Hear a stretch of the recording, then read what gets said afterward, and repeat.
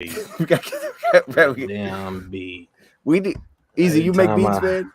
Hell Can you no. make beats, man? No, you don't make beats. Okay, I don't know. Brad, that's what you should Easy. do, man. You should make some beats, man. DJ Easy. With Fruity Loops. DJ Easy. Yeah, man. Maybe just I like can make it with the old Fruity Loop software. You know what I'm saying? Fruity Loops. You don't know nothing about that. You too young to know what Fruity Loops is. Yeah, I don't know what that is, man. It's a DJ software. I think that's what it's called. I don't even know. Fruity Loops. Yeah. Yeah, it was called Fruity Loops. It was like you was able to make beats back in the day off Fruity Loops. I think it was. I don't know. Yeah, man. If you make something, send it over, man. I don't know. Get Fruity Loops popping, man. Oop, I just got my alert. My Crocs will be here Friday.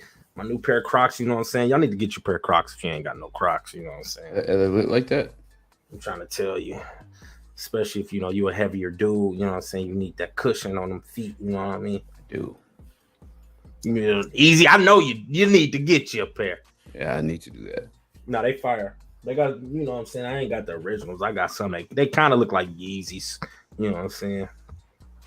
Is that those like the fat ones that people have been wearing? The Nah, ass ones? Nah. They kind of look like they some Yeezy slides. People always walk up to me like, them Yeezy slides? I'm like, nah, bro, they Crocs. Like, if you get on Crocs website, when you see them, you be like, oh, I know what he's talking about. They look like some Yeezy slides. But yeah, man. Anyways, I'm through talking about Crocs. I just got excited. You ready for this, man? We waiting Ready on for this? you. I don't know. I was trying to build it up a little bit. I got the chat popping. We Build it waiting up, on man. you. Yeah, okay, let's do it. You introing? Who introing? I think I think you should. There it is. You want me to I said you first. All right. I'll hand the baton to you. I'll pass it off. You know what I mean? No, stop. You better You come just hand correct too. You better come correct. Come correct. Here we I go. got it, man. Run Here it. we go. You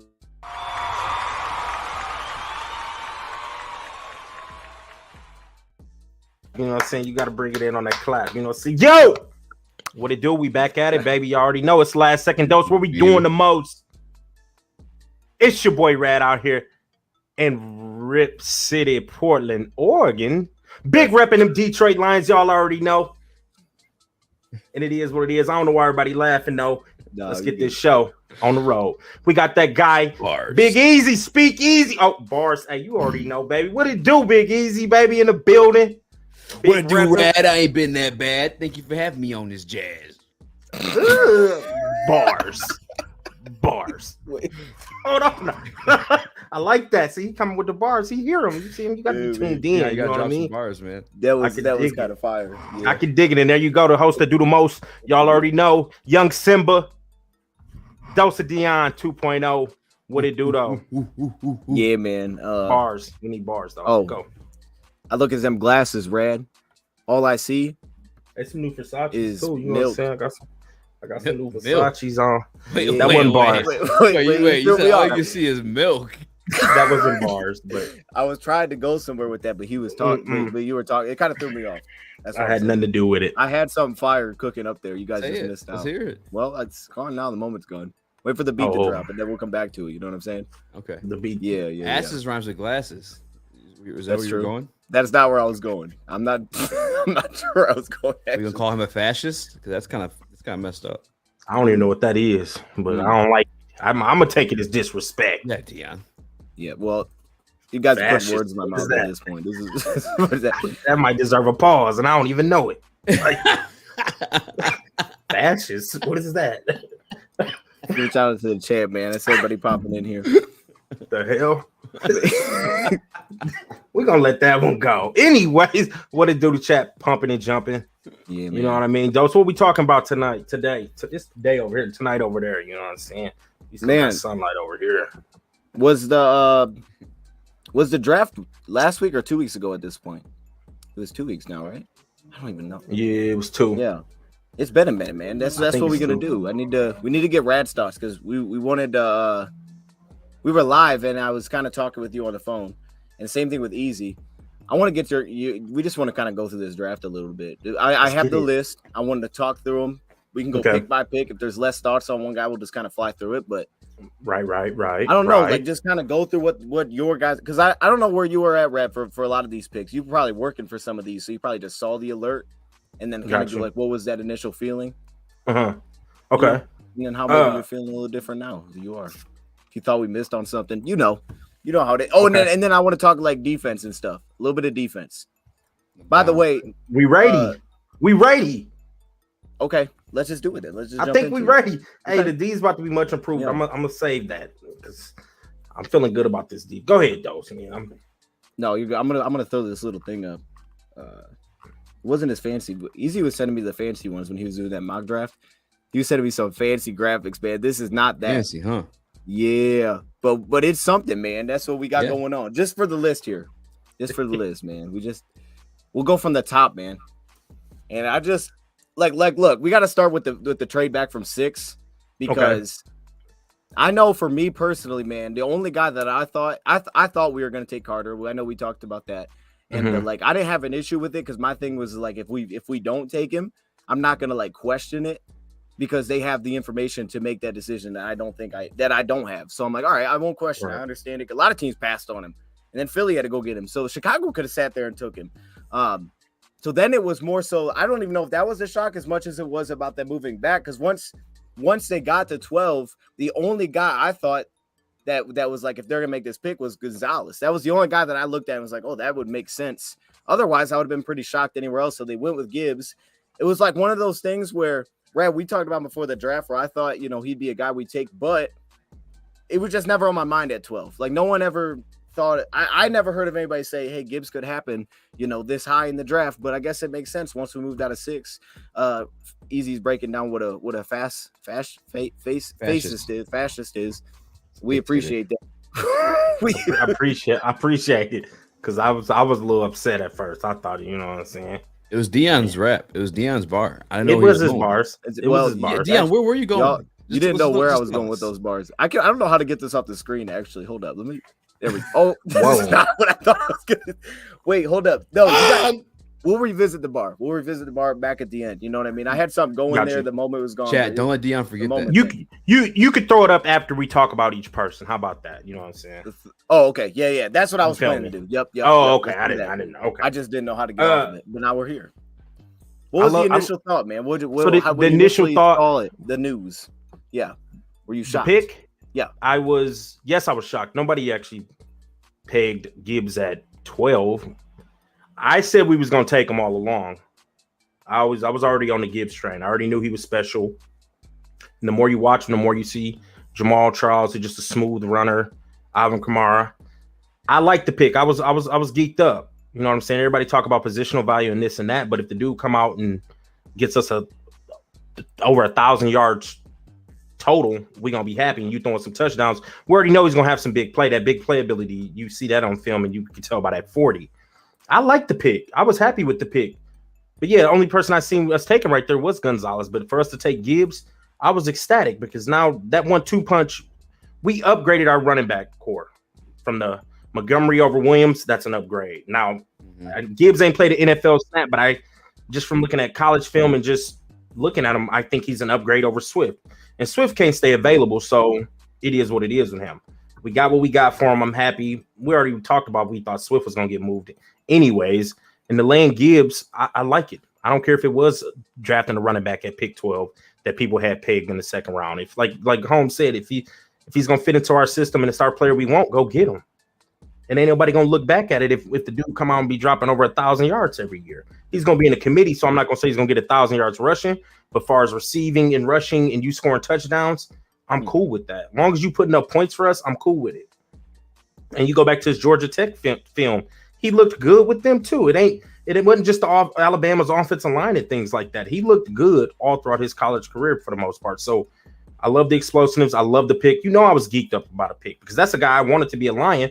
I just thought maybe it would happen in the second round because that's what all these other analysts say he is, the scouting reports and all these mock drafts say he was a second rounder. But hey, he has first round talent and first round tape. I'm geeked up about it. I love the pick. Hey, Uber explosive.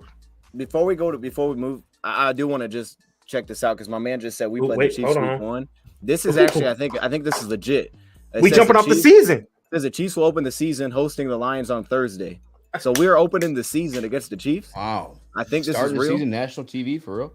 That's hold fire. on. That's fire. What? Did that just jump? That's what, according to Lions Royalty on Twitter, he's saying that this is legit, man. This is how we're popping it off. That's what I see. I don't know. Maybe not, but we'll know tomorrow the full schedule. But this is what they're saying. So I like that we jumping off on prime time. We starting the season. I don't like it. It's against the Chiefs. Yeah, I'm nervous about that too. I don't like that. Hopefully, it's at home. Nah, that's on the road. They're saying That's a tough week one. That's a tough week one. Hey, there might be a little bit of a Super Bowl hangover. Who knows? True that. Actually, Good you know what? point. The Chiefs kind of start slow, right? Am I tripping on that? that's what I was kind of thinking. Right? It's like the Patriots. You play them early, maybe. I'm looking Maybe too. that helps. I don't know, man. Like, yeah. If they're gonna open up the season, they probably felt like they had to put us with someone that's like gonna get the attention. Yeah. You know, like if they put us with Chicago, That's crazy. like, It was us. I feel special. Yeah. Are we the prize there, Brad? Would you say that we're the team that's holding it down? It's kind of like, let's just throw the Chiefs with them. Let's give them the Chiefs. Like we know what week one's about, but we go give the Chiefs. I think it's like I think they're thinking two explosive offenses, Super Bowl champ, and we're like that. We're that team that everybody's talking about this year. So let's see what they made of type ish. Like, hey, that's what I think. How about this now? I'm just thinking. They just had the draft. We have the draft this year. Is that something too? Like to kind of build it up? Like, hold up, they just had the draft. Let's go to Kansas City, and then now they have it. We open up against Philly, like official report of it or something. Yeah. Yeah, I haven't. That's the only one I see that's popping up here. The Bears are lying. So I don't know. If it's not true, it's not true. You know what I'm saying? Y'all, making up stuff. That's okay. Yeah. This is about energy. This is an energy show. Easy, man. I want to get your thoughts, man. What's your first reaction there with Gibbs? Because, I don't know. Were you like live for this? How did you? I was. We were at the Fifth Ave, great spot out in Royal Oak. Here. You still there? Yeah. Yeah, we here. Hello. We see you. We hear you. I think it's headphones. Hello. My computer just went blank. Oh, we can hear you, bro. I think it kind of like reset on. I'm still here. I just can't hear you. Let's give him. Oh, he can't hear us. I've had. Take me out real quick. I gotta figure out what the hell's going on. Yeah. We'll let him. I don't know, man. I was pumped about that Gibbs pick. I think it was a great snag. I really do, man. You already knew how I feel about him, like. Yeah, But what was crazy though, because we could have took Robinson there at 6. So I think they just yes. That's the only thing. But honestly, I think they're two different type of players too, though. I really do. I think they're.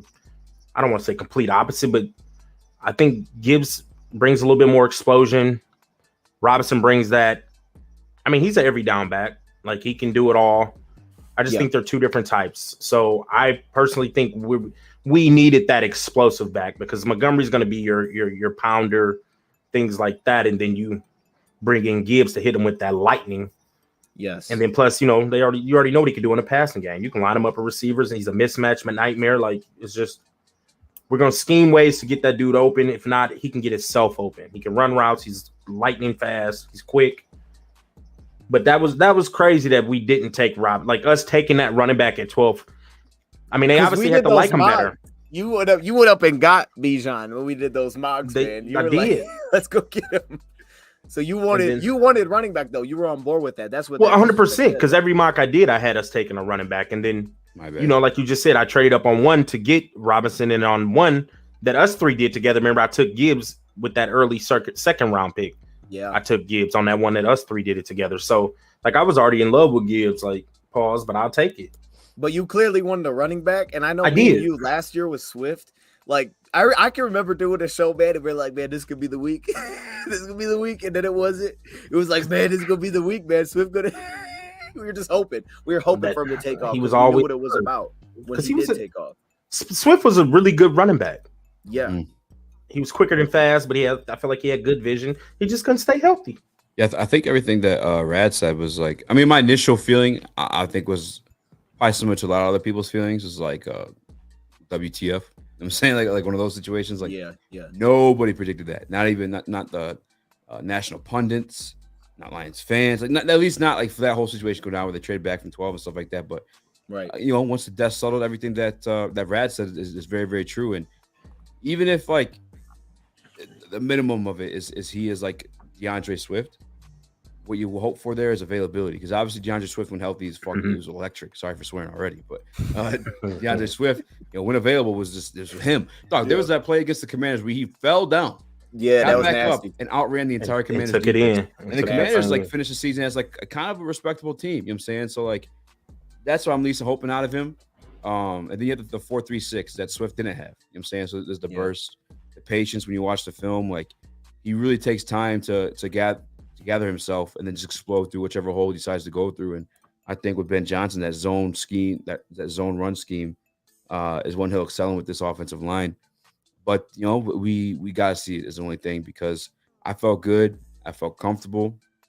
And I was listening to, I think it was PFF or something like that, and they made a comp to him that was drafted in a similar position. I think number 10 overall.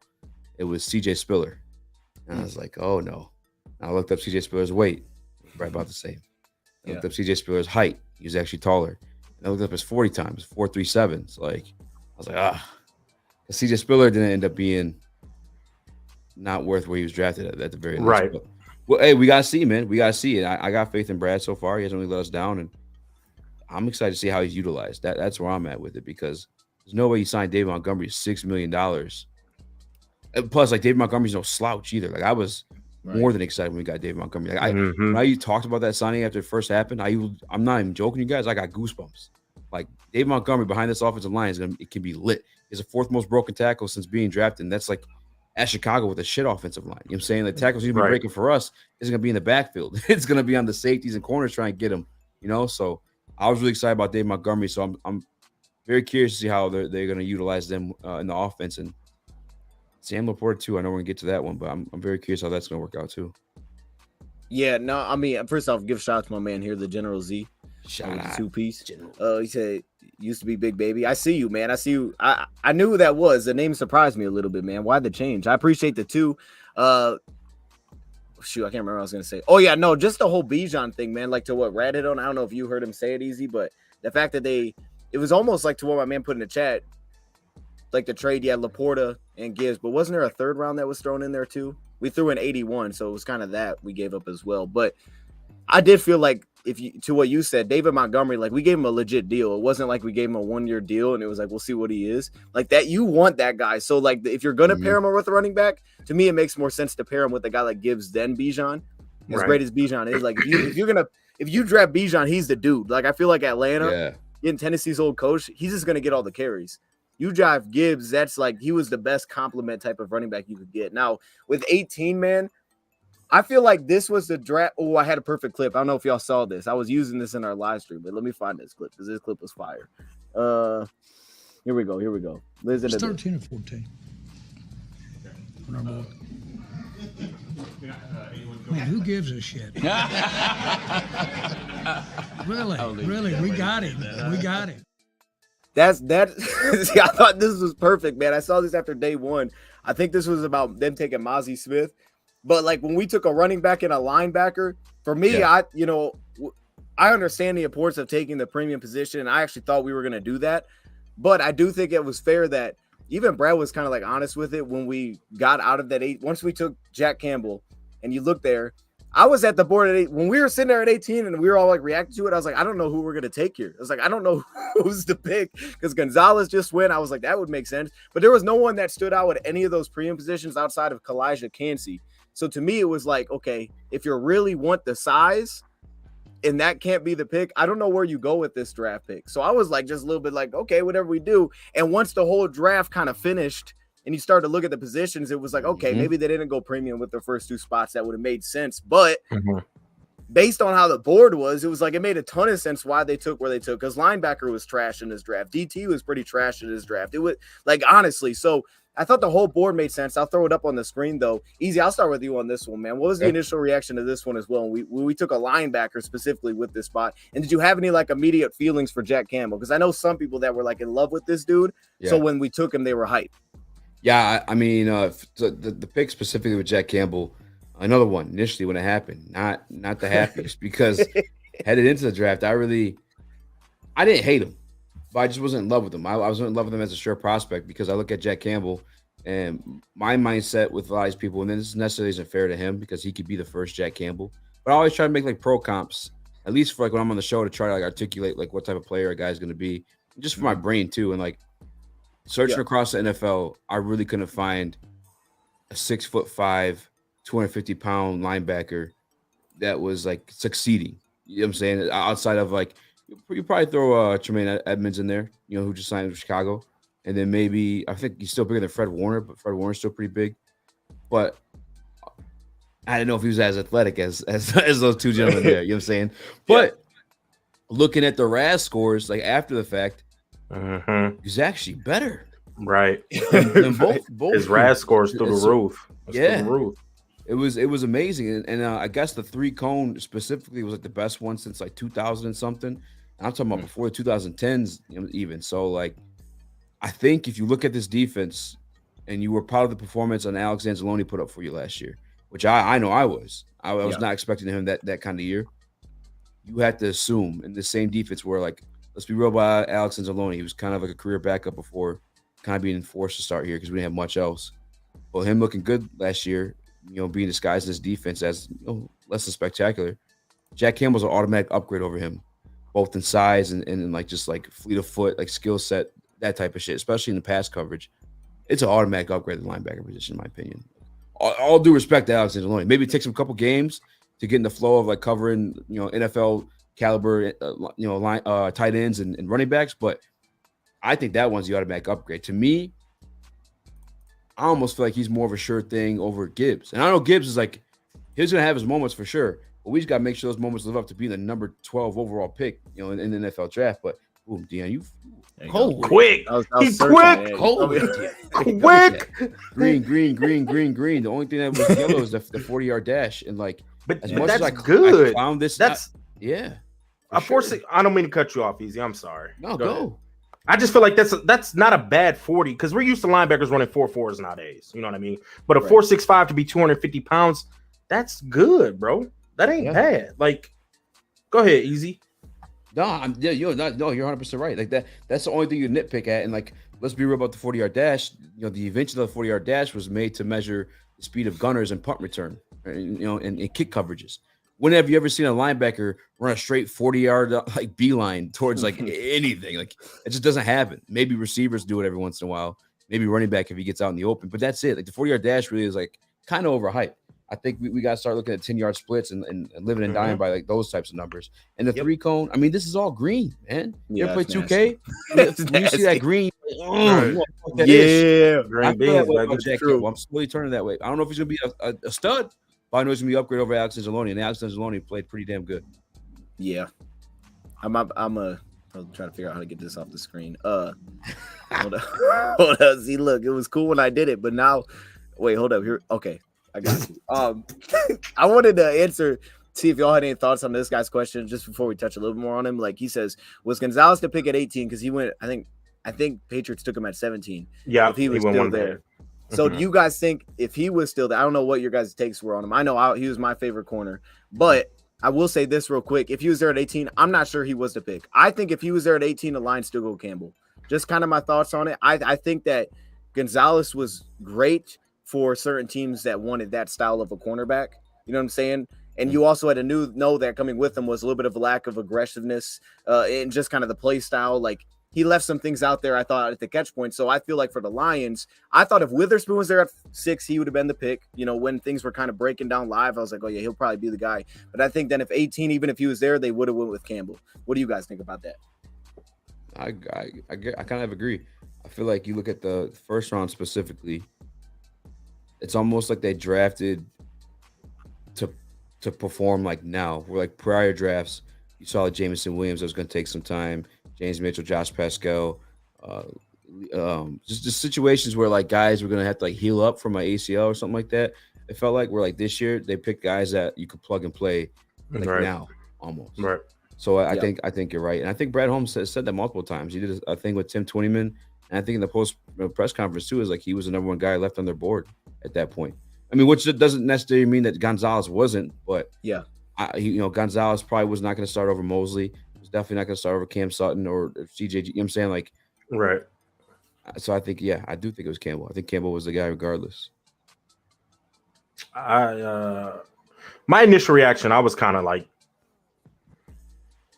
I don't know. I wasn't happy. I've been one linebacker for 2 years, but yeah, I wasn't in super love with Jack Campbell going into the draft. I'm not going to sit here and say I was. I think he is a good linebacker. Now going back and watching him, like, okay, I think this guy can be a player for us. I really do. And then I like the 6'5", 250. I like the length, bro. Like, there's 6'5" tight ends. His zone drops are good. He has I don't is it tackling radius? He has a longer tackling radius being that tall. Like, yeah, you got to think about that. You know what I'm saying? And then he has closing speed. Yup. Good sideline to sideline linebacker. Why are you laughing at me? Nah, I didn't know if, like, I'm trying to think. I'm like, I've heard tackling radius. Like, you know what I mean? No, you're right. He's bigger dude. He's a bigger dude. So I like it for us. And now we have somebody in the middle who we can, like, who we're about to build up off of. Like, we've drafted all these D linemen. We got the young talent at the D line. Now we got the young talent at the linebacker. I'm a little nervous for my boy Rodrigo, though, because I am a huge fan of him. I was a fan when he was coming out, so I don't know if he's going to take a back seat. It seems like he will be, because we're going to run a lot of nickel and things like that. But I was kind of, like, shocked at the pick. I'm not going to sit here and say I wasn't, because I thought it may have been Kansi. Yeah. But when we took him, to Easy's point, I'm going to trust Brad. He hasn't really missed yet, and they have a plan. And like he said, we're in the mode to win now. He's a plug-and-play player. Holmes said it. These people are starting day one. I think he has good film. I mean, you don't win the Buckus Award and not be a good linebacker. It just doesn't happen. Facts. You know what I mean? So, and then, Easy, I did go check the RAS score, and the dude was jumping off the charts. They compared him to Luke Kuechly and things like that. And then I hear his post-draft interview, and I'm like, I like this kid. Like, all he want to do is chill and play football. He ain't trying to be on no social media, no nothing. Like, he just wants to be in film study. What? I'm serious, bro. Yeah. I called you about his interview. Like, bro, I like this dude. Like, I like the way he was dressed. He had on. Would you say he had somebody else's shirt on? That shirt didn't even fit him. You know, everybody's fitted nowadays. Yeah. His shirt looked like it was 2 sizes too big. Yeah, his tie wasn't tied knot. Right. Tie would. I think he had on a clip-on tie. Like, this kid just wants to play football and watch film. And I'm like, you know what? I like you even more now, Jack. So I've grown to love the dude. I think he's gonna be a good football player. I like his size, his athleticism. He has good film. I was surprised with the pick just because I think we could have got him at 34. That's why I say that. That's the only thing about, like, that's the only thing I would say about it, is I feel like he would have been there at 34. But besides that, go get the guy if that's who you want. But I really think he could have been there at 34. Yeah, that's the only thing. Yeah, I feel you too. That's the part. I think that's why everyone was disappointed. Like, and we're just Rad and I, like, for anybody that's going to like chip out, like, we were just expressing our first reactions. You know what I'm saying? Like, I think everybody felt that way at first. I was very shocked, but once I got to watching him, looking at RAS scores, and then I seen his interview, and I'm like, bro, this dude just wants to play football, bro. Yeah, he just wants to play football. He's instinctive, and that's what linebacker. You got to be instinctive. And he gonna sit there and watch film for 18 hours out of a day. He gonna know what people are doing, bro. Like, yeah. And I like the pick now, but I just think he could have been there at 34. That's it. Yeah, because you watch a lot more film, and I was doing the even for like work now too. The stuff that I did when I seen it out of Jack Campbell was like obviously the size. Like you get told the size, and you're thinking like, oh man, he's gonna be a bruiser. But like on film, sometimes it felt like he couldn't really get off of blocks. Like it felt like. Well, I don't want to be disrespectful. No. He's not a bruiser. Yeah. From what I've seen, he's not super aggressive to be that size. Like, no, he's really not. Yeah. To be that size, he's not a thumper either. No, I'll be real with you. He's not a thumper. So is that a concern for you guys? He's a good tackler. I don't care. Get the man on the ground. I don't care how you get him on the ground. Yep. Just get him on the ground. You can grab him by his shoelaces if all. Just get his ass on the ground. I don't care. He's definitely not a thumper. No, that ain't his game. It ain't. I don't think it's not a concern. He makes the tackle. That's all I care about. Jump on his back. Like just shedding blocks, though. You know what I'm saying? Like when blockers do get to that second level, like is that a concern for you guys? Because that was some on tape that like didn't look the prettiest. It didn't. He wasn't very aggressive getting them off blocks. I mean, they can work on his technique and get to the next level. That's where technique can come into play too. Go ahead. That was my bad. No, you're good because you called me. I think you either texted me or called me this, and you said like the same thing immediately that he wasn't a thumper. Now, real quick to that point, back to what he was wearing. When he did that thing in the bathroom, bro. No, I was like, hold up, wait a minute. Wait, what? He had a wait, hold on. I didn't see what he did in the bathroom. I seen this. Yeah, what are you talking about, Dion? You got that inside scoop, huh? Yeah. After he was drafted, though, they did like, you know how they do the media talks to the player. What's up, before Detroit? I'm here. That shit. Yeah, before he got to the presser, they did like an immediate like reaction thing with him, and they were talking to him, asking him a couple questions. I'm telling you, I was watching it. I was like, hold up, I think this dude's standing in his bathroom. I was like, that's who I want for a linebacker, bro. I'm serious. Like, he's doing it in his bathroom. So that I can't remember what you asked me. Oh, you asked me about shedding blocks. Yeah. No, Rad said the same thing. And I remember this was a guy that we watched as a group. We watched this dude back in like November, and that was one thing that everybody was saying. They're like, oh, this guy's not like a thumper, because that was what you would kind of expect to what you said when you looked at his size. Yeah. But and I see that, like, I think is when you watch him the whole time, I think you see the same thing. But I agree with what Rad said here. Like, he's a very consistent tackler. And when I went through and I was like grading every single trait, there was one trait. When I say one, there was one trait that I had that was just an average grade. And that was as a blitzer.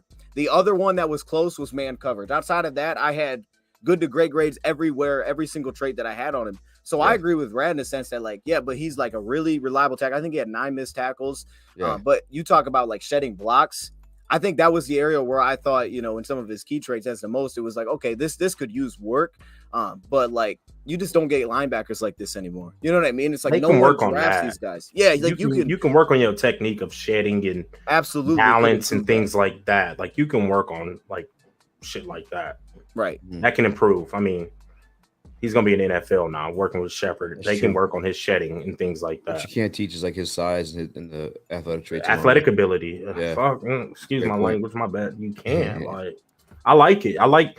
I was surprised, but now going like you said, when the draft played out, I liked it. But yeah, I just felt like he could have been there at 34. That's the only thing. Do you think like we could have got one more player? I think that's fair. But I mean, I would have to see the other teams, but no other linebackers was taken in the first. You know what I'm saying? So it's like, yeah, he would have been there at 34. No other linebackers were taken. The only thing to that, though, I think, though, is because I'm not sure. There wasn't another linebacker like him in the draft at all. Like, there wasn't even a guy close to him. I don't even know if there's a guy that played his position that would like.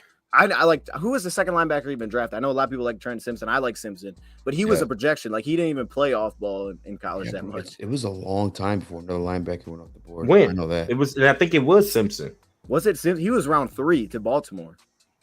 Hold on. Drew Sanders, maybe? Because Sanders went 3 also to Denver. Yeah. Because he was a projection. Like, I was like, dude, you might just leave him as an edge rusher. Was it Buddy from Washington State? You were talking about easy. Is it Henley? It could have been, but that's not even the same. He's not even in the same class, though. You know what I mean? Like, the way that he plays is completely different position, I think. And there was a lot of those dudes. Like, linebacker was pretty bad this year, and I like the top heaviness was like a lot of like the will type of linebackers, and then there was your not Jack Campbell, but your Drew Sanders, who was like, oh, he's big, but he plays edge rusher. You know, so he's played 1 year of an off-ball linebacker. And then there's Simpson, who was playing edge rusher. It was like, you're gonna have to try to transition him to a spot. And I think that's why Baltimore, who also drafted Patrick Queen, took a shot on him, because he's just a really good athlete. But I would have to see the teams that was picking like after us, and then, you know, before us at 34. No, I just don't know. Go ahead. No, Nolan Smith. He's like an edge. He's an edge. Yeah, he's an edge. He's Eric like Hall, Hassan Reddick.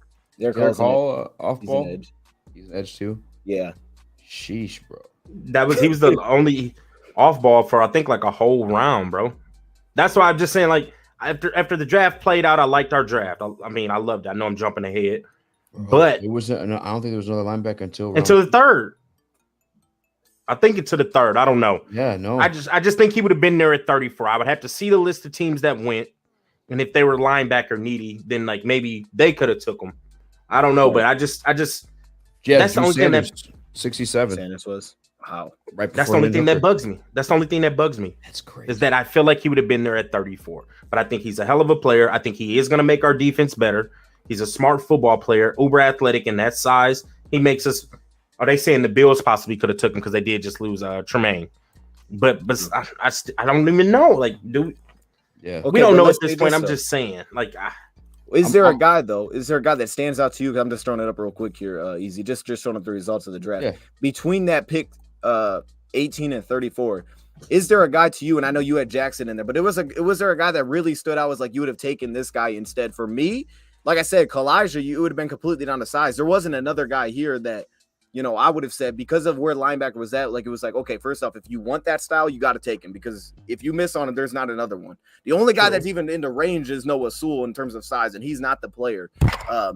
So it was like, if you want him, go get him. If you want immediate impact, but then on top of that, was there another guy? Because like I said, when it was live, you're seeing these names here, right? Jackson Jigga, Quentin Johnston. I mean, it was the run-on receivers. You had your Deontay Banks, but it was like I didn't know who you were going to take because I was like, I don't know what guy. It could have been. I mean, probably Cansey. That's probably it. The two for me would have been Mozzie. Porter. Actually, okay. I got three: Mozzie, Breeze, or Breeze, I should say, or Murphy. That was Red's and that's just me. And that's just me. Guy. Yeah, I was a fan of Murphy. Y'all, I liked Murphy. Yeah. I can't go Breeze. No, hell no. I say hell no. Yeah, that was just like his size. I would have been mad at it, but me, you know, I'm looking. And let's keep up with his career. Breeze, yes. Whatever. Let's keep up with his career and talk about this in a couple years. The thing with them though is like sometimes, you know, as a heavyweight, your boy understands it. Sometimes you just need to I'm with there with you, baby. You know what I'm saying?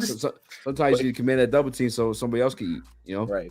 So like, keeping up with Breeze, you're really gonna have to like watch the film. Sometimes. I feel it because I don't know, dog. But anyway, he might be nice. I could have went Murphy. Yeah, I ain't want to. We got in trouble last time. Yeah, we're gonna flip it. I could have went Murphy. I could have either went Murphy, Porter, or Cansey. That would have been it, like Cansey. But yeah, because I just think he would have been at 34. But I do like that we got him. Yeah, that's a great point, Deon. Thinking about it that way, it does feel a lot better. I mean, JSN is there, but like, how many people really think about receiver at 18? I didn't think that would have made a ton of sense for us. Yeah. Like, so that's how now, like I said, though, when the draft ended, like, it's not even a premium thing to me because Raz just saying he thinks Campbell would have been there at 34. It wasn't even about like the fact that we didn't go premium because I think the whole premium position, I hear people bring it up and it's like most times I agree with that. But this year, it's hard for me to agree with it because I just don't know if the player tied to that position to make sense. Like, there wasn't many that tied there to make sense that early. But to Raz's point, yeah, I mean, maybe he would have been there. I was like, when you see how the rest of the draft played out, I don't have, you know what I'm saying? Like, we all like, I think, how it played out. I think we'll see. Let's move on to this next pick, man, because Lions took Sam LaPorta then, and I think this was through the trade. Stars me. Oh, it was through the trade. Yeah, like all these were moved. They're different spots. Yeah, that's a lot. So it was either trade moving and grooving. Everyone was moving. Two people. Yeah. Yep. So like, they were moving. Let me get this off the screen again. LaPorta. Yeah, man. I don't know, man. LaPorta. I'm just not. I don't know, man. Yeah. I mean, like the Easy said it earlier. How are we about to use him and things like that? There's no need to do that, though. So you can. I'm sorry. You could have left me. I don't know, man. I want to get that on there. The Brady bunch. There wasn't no need to be making me big screen. I don't like that. You know what I'm saying? Yeah, turn away to me, bro. I mean. What up, though, Rad? What up, dog? You gotta look up, dude. I'm up here, bro. Oh, my bad. Hey, what up, dude? I got you. I don't know, man. Like, tight end, bro. I know. We got PTSD as Lions fans, man. Tight end, dog. Like, I said we should address the tight end in the draft, but I mean, he's from tight end U. I'm gonna say Iowa's tight end U. Fair. They're saying he's the best to come out of there statistically and things like that. It's a tight end, man. Like, I'm not super ecstatic about this pick. We got to see how it plays out. I think we did very well last year just doing tight end by committee. I didn't think it was a position we should have hit in the second round. With that pick, I was upset. with that pick. I just was. Yeah. I didn't want to tight end at that pick. I really didn't. I wanted to. We'd have took him a couple picks later or whatever, back in the third or something. I'd been okay with it, but I just didn't want the tight end. LaPorta's a solid tight end. Mm-hmm. He eats off play action. We run play action, but I mean, I don't know, man. I'm not very happy with that pick. Yeah, I feel like I mean, look at some of the top tight ends in the league, and like none of them are really first round picks. Like, or I'm not necessarily first round, but like none of them are really like early draft picks. You know, it was early second round. Like, I don't think Kelsey was. I don't think Andrews was. Like, I could be wrong. I know Kelsey wasn't for sure. Andrews wasn't either. Andrews wasn't the first. You right. Keep going. Yeah, you know what I'm saying? It just doesn't feel like one of those positions you need to invest early in. You know what I'm saying? But I was listening to Brad talk about it afterward on a radio show, and he made sense of it. At least for me, it clicked. Listening to him talk, and he brought up like the measurements. I might try some to Dion while I'm talking. Better than lose. What they say? Better than lose one. Zinger! I don't know, man. Just that tight end pick. It's like we traded away Hawk. We get a cheaper, younger tight end. Yeah. Hear me out though. This is what he said. He brought up the comparison make it clear. To Michael Mayer, and everything was actually in Sam LaPorta's favor in terms of like the athletic measurements. And then so I'm talking about like the hands were bigger. He's faster, a lot better. All like the agility scores, like everything was in LaPorta's favor. And then I thought about it this way too. And I'm about to upset a couple of people that are big Jared Goff fans, but the deep ball was there when it was designed for him. You know, at certain times he made a great throw to Cleve Raymond. But if you look at this draft and the past two drafts, the people they got are guys that the Yak Kings. You know what I'm saying, guys that could catch it in space and you know take it for like something longer than that. And LaPorta did that. And one of his biggest highlights in college was against. Well, I don't know if it was Kentucky. It was one of the blue teams. But he's just like Kentucky. Juking and spinning around. He's doing all that crazy shit. So, like, looking at Jared Goff's skill set, and then maybe not even Goff. Maybe it's for, like, to step in and Hendon Hooker later on in the future. You know what I'm saying? I don't need you to be great. I just need you to be able to make these throws, and this guy's going to make the play for you type shit. But Jamison Williams, one of those guys, you give him the ball in space. We saw it with the fucking end around with, I think it was against the Bears. He took that thing for 40 yards. That's a guy, obviously, Yak King. Jamyr Gibbs, that's what he's supposed to be, too. You know what I'm saying? A playmaker. And then in terms as far as like tight ends go, Sam LaPorta fits that mold at that position specifically. So I think they're building the offense to not be so reliant on the talent of a quarterback, whether the commitments to Goff or if Hendon Hooker is just saving them from paying Goff like $50 million. As long as they get the ball to him in space, they do the rest for him, you know? Yeah, I mean, I'm with you. It's a matchup piece because like my whole thing with Gibbs is like I don't know if every game he's going to be lighting it up. But there'll be certain games. I always think back to the Swift game against Baltimore when it felt like he just took over in the second half. It's like, hey, we just can't match up with this guy, so we're going to live through it. But I know Rad wasn't feeling tight end when I took Tucker Kraft in my predictive one. He was not feeling, man. I tried to talk him into it. But I remember, Rad, what I told you. I said, hey, man, I think he's the second best run after catch tight end. And I said, Sam LaPorta is the best. But I wasn't even thinking LaPorta at that time. But they go that direction. But the reason I like Tucker Kraft so much was my biggest strength was run after catch. I think LaPorta's even better at that. So I agree with you completely, Easy, in the sense of like the way that we use our tight ends, like based on last year. There's no one better at just like get the ball in their hands and let him go. And then, like you said, dude's huge hands. He's really good at like he can actually separate from defensive backs. That was the thing that I didn't like about Mayer. Like Mayer was cool. But it's like he's definitely a flavor because it was like he's going to beat zone coverage. He's going to step in front of defensive backs. But this guy can actually separate from defensive backs. You know, everybody like Sidney Brown and Jartavius Martin. He's separating from those dudes. So, you know, he is a matchup piece in that sense. But I think that's what it's going to be. It's going to be just like how we've done. And I agree with you. I think it's like, hey, play to the quarterback's strength, man. He's not the guy that you want consistent. He's not like look what the Chargers drafted. They drafted Quentin Johnston. With all these big receivers, they put another big receiver in there. It's like, who does that? But that's how Herbert plays. He throws it deep. He throws jump balls. Goff doesn't do that. So it's like, I'm cool with it. Because if we're going to win how it's set, who Sam LaPorta? Yeah, who we remind you of? Oh, you know what? You know what I like here in a different body type? Isaiah Likely. That comes to mind from last year from Baltimore. Like, because you got to think, Isaiah Likely, who was a big move tight end, he was really undersized and skinny. This guy's got more of a typical tight end build. Like he's more like a receiver almost. Yeah, but that was another thing I liked. Like he was tough. He was more of a move blocker, but he was really good with the ball in his hands. And if you look at like Baltimore, you know, they give him they use 3 tight ends, but they give him the ball a lot of creative ways. They'll give him jets and things. Like LaPorta, they had him play like a wildcat. Like this guy's got a background of a guy that runs with the football. Like even some of the UDFAs we brought in at tight end were like backgrounds of quarterbacks, things like that. So I think that's a part of the game they'll love.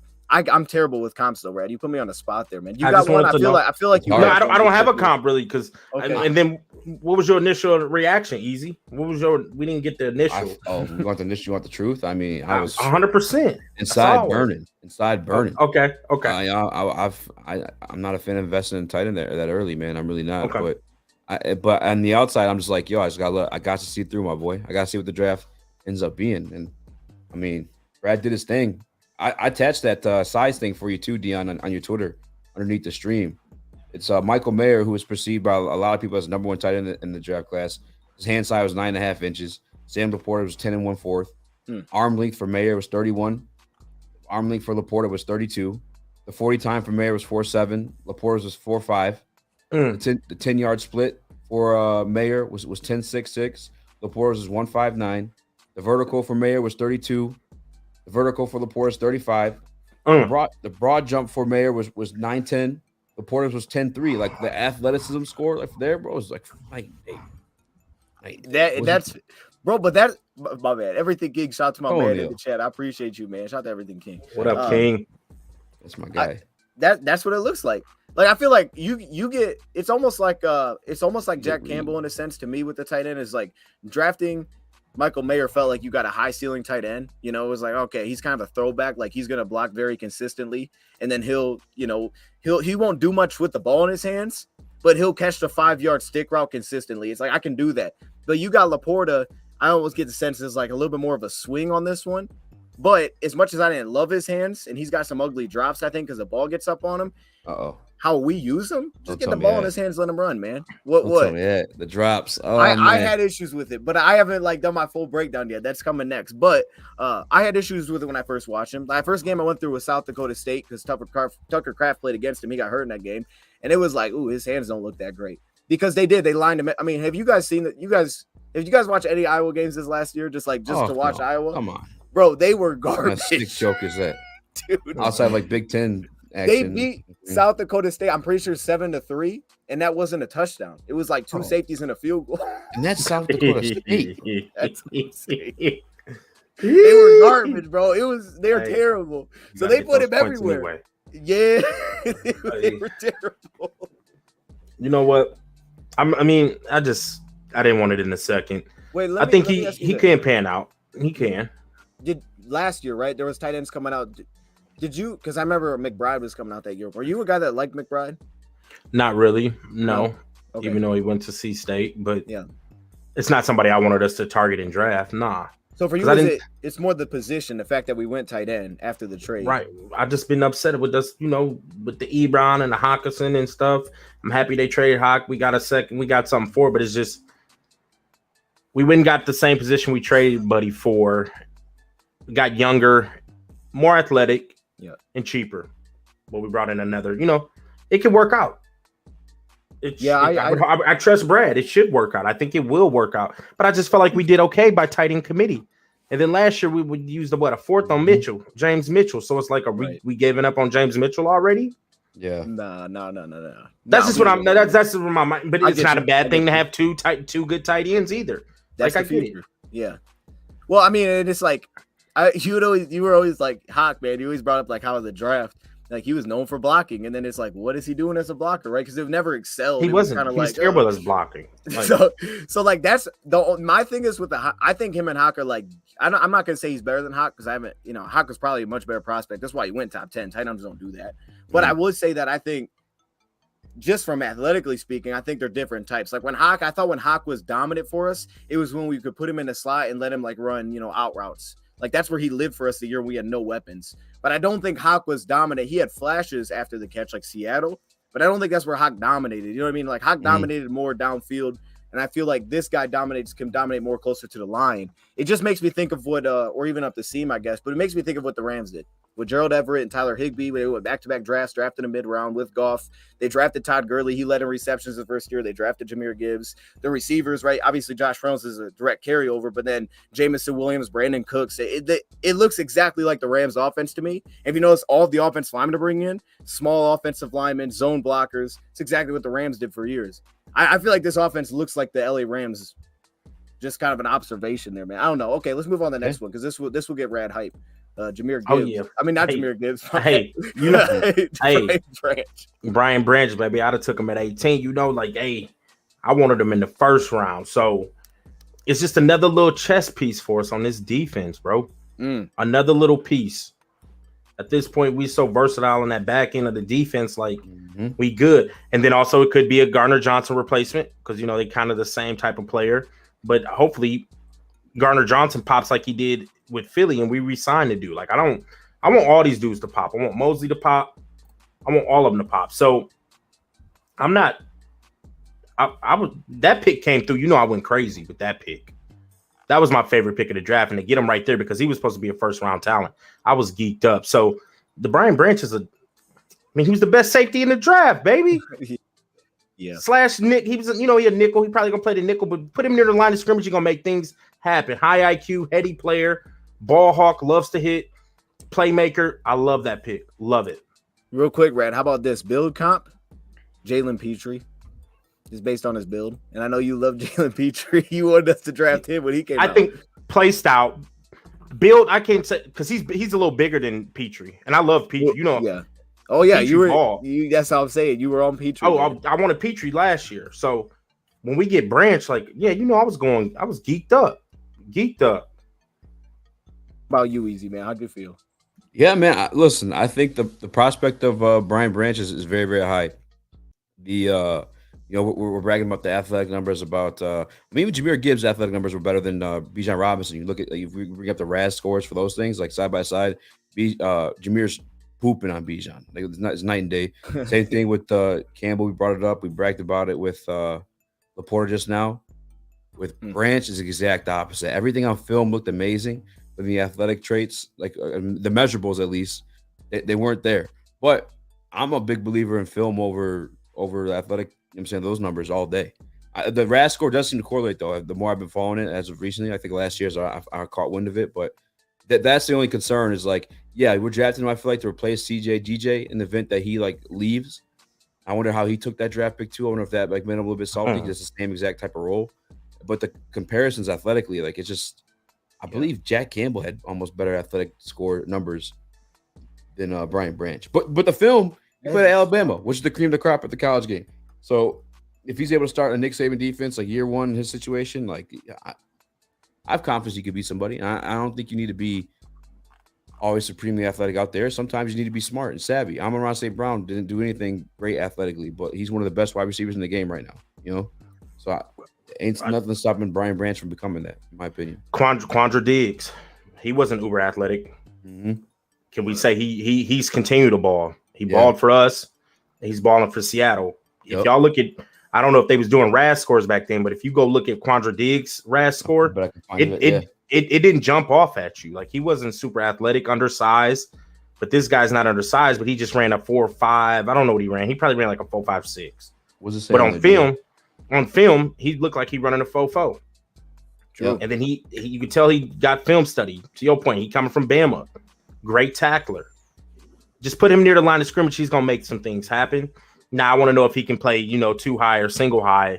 That's going to be the test for us. Like, and then what that man coverage looking like and things like that. But I just love it because it's another chess piece to our defense. Another chess piece, bro. Like, we complained about our defense. They go on free agency, bulk up the defense, hit the draft, bulk up the defense. I love what they doing. And this was my favorite pick because I wanted him in the first, but to get him at 45, I feel like it was one of the biggest steals of the draft. Wow, you made a great point with that Quandre Diggs point because, like, I'm looking. Yeah, I know you got Branches up. Yep. If I read Quandre's, will you tell me what Branches is in response? Go ahead. Yeah.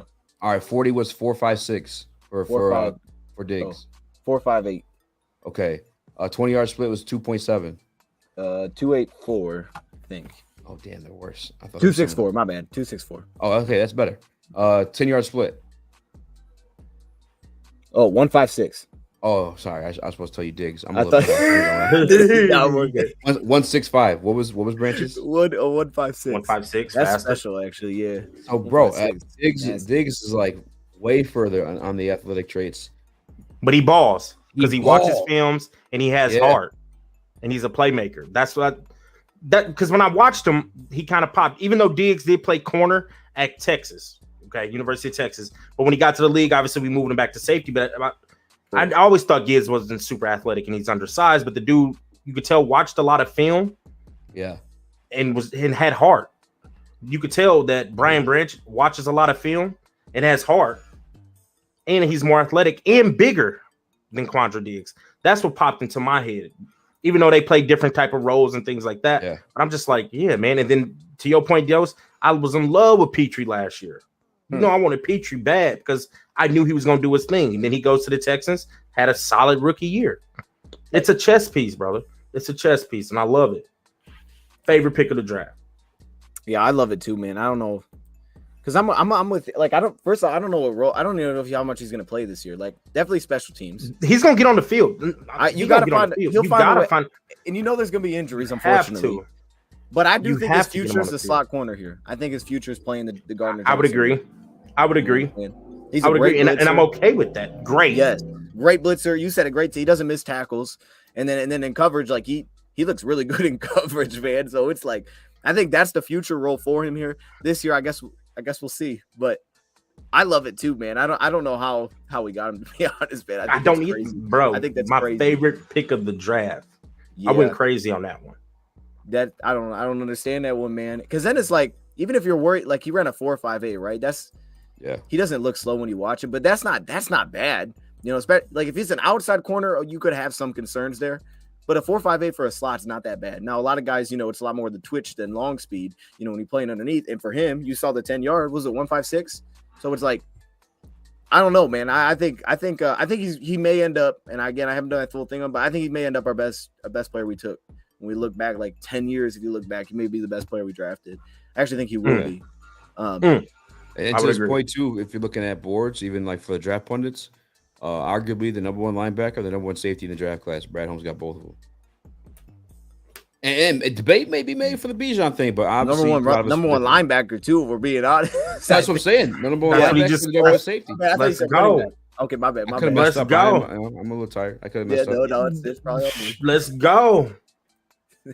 And depending on what type of flavor of running back you want, we could you had a number one, because I think they're two different type of running backs. I really do. Oh yeah. Depending on what type of flavor you wanted at running back, we could arguably have the number one running back too, bro. Like, hey, yes, let's go, baby. Like, hey, besides that, LaPorta, I'm happy so far. Jamyr Gibbs, Campbell, LaPorta, and Brian Branch. I was geeked already. Like, bet. Yeah. I'm not mad. I just don't like the tight end that high. But LaPorta seems like he's going to be a good player. And like Easy said, let's see how it plays out. You know, but I'm geeked. The Brian Branch, I was geeked with it. Look, man, y'all think I'm crazy. I think I'm telling y'all, I don't know if this could be like something that they come out with 3 years later. And they're like, man, look at this. You know how like they go back to like the Saints old draft, or was it like Seattle or something? Like, man, this draft was like the best draft ever. I think they're gonna look at this day two and be like, man, that's the best day two of all time. Look at this day two. Man. That's a hell of a day two. We moved on to the next, man. We got Hendon Hooker, who they moved back twice. Oh, okay, Easy. We'll start with you, man. I can see you rubbing your shirt there, so I know you have some feelings on this one, man. You can. Shit. I was a little sore last night. Yeah, bro. The value right here, and I get this draft felt way different than anybody expected. Not just us, but I'm talking about like, you know, draft pundits and all that stuff like that. But the value right here, bro, Hendon Hooker, if healthy, probably first round pick, probably would have end up winning a Heisman Trophy. I know a lot of people bitching about the offense. The Tennessee offense kind of funky. He has a whole different offense than Virginia Tech, if I'm not mistaken. I think that was a little bit more of a pro style one too. On top of that too, like, if he ends up being a backup quarterback, that's a damn good backup quarterback. I think Drew Stanton was like a number 2 or a round 2 pick. You know, I don't know if anybody expected him to be a starter. I never did in my lifetime. That's before I even fucking knew anything about football too. I didn't. Hendon Hooker, the upside, bro. The upside of this guy, the deep ball, ability to run, and then to mention too, even if he doesn't do that, even if he's like at worst, I don't want to be disrespectful, not at worst, but even if he's like limited, kind of like Jared Goff, I said it. Fuck it. Oh my goodness. What are we doing here? All the points we made, about having playmakers like Jameson Williams, Jamyr Gibbs, Sam LaPorta, still stand if Hendon Hooker's his quarterback. We don't need you to go out there and make the fancy Patrick Mahomes throw. We just need you to get to this guy and let him do what he's got to do.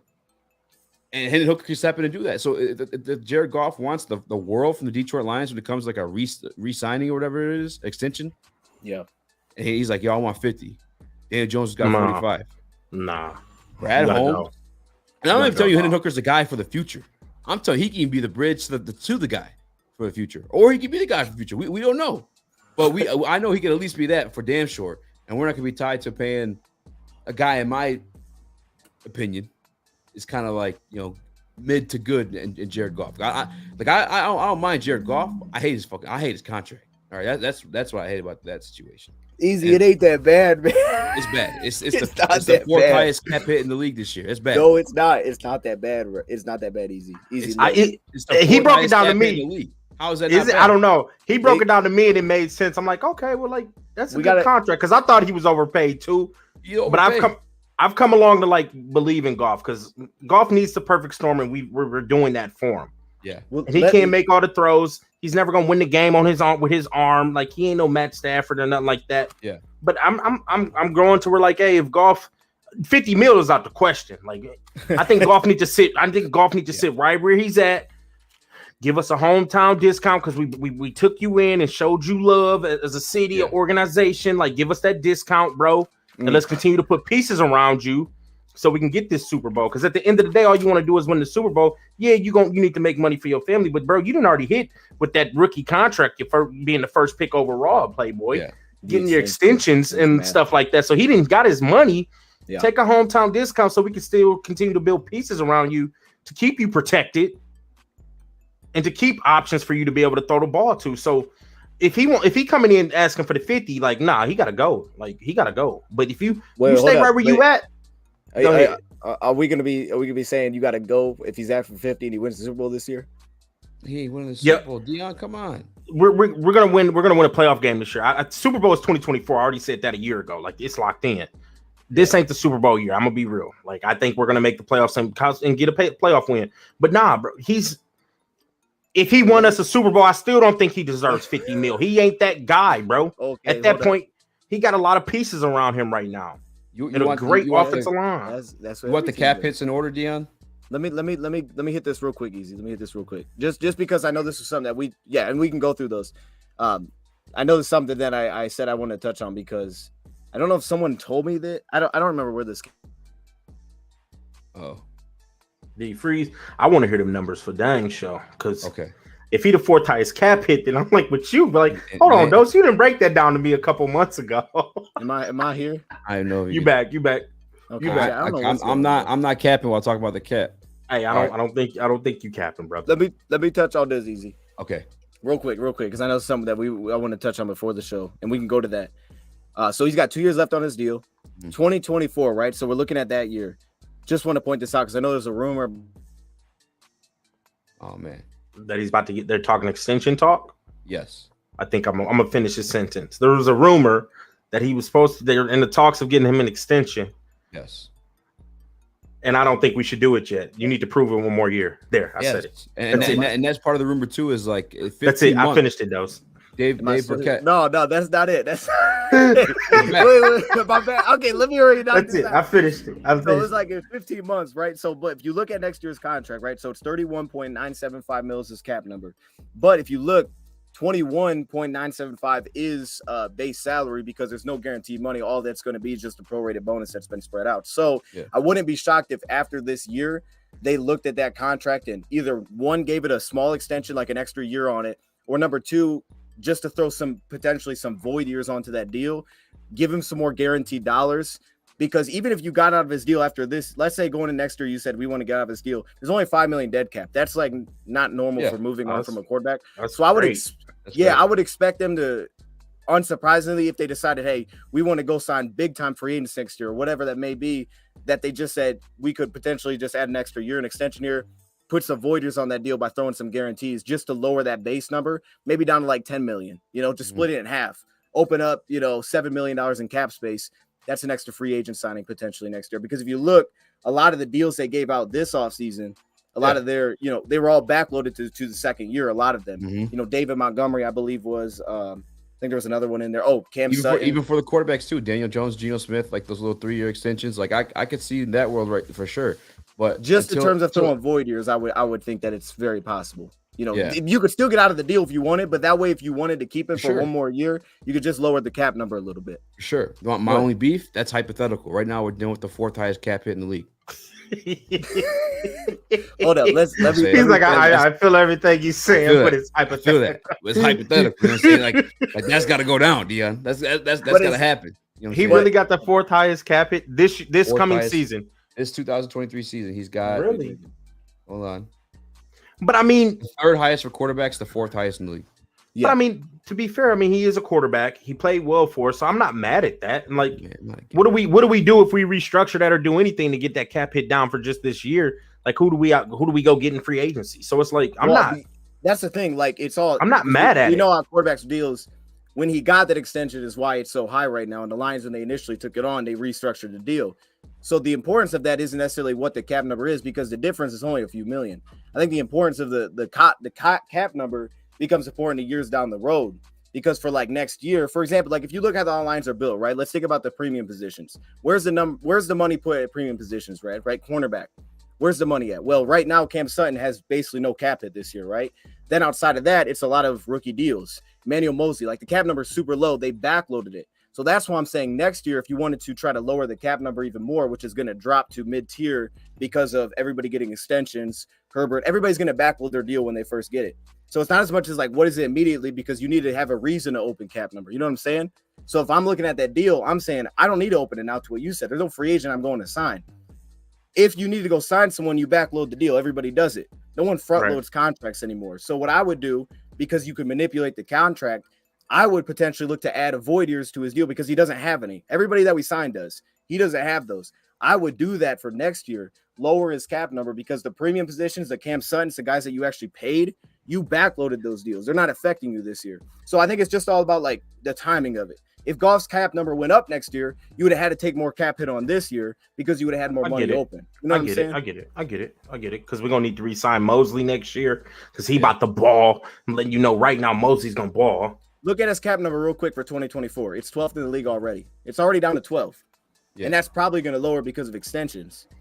So I would just, like, if I'm looking at it, I'm like, hey, I can get that under the middle of the pack next year.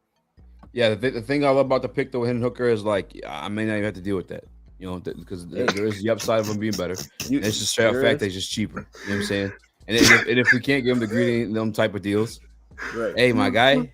He ready to move on from Goff already. Look at he swung the whole the Hendon Hooker big man. We need to go and just play Hendon Hooker right now. Throw a brace on that knee. He's ready to play day one training camp.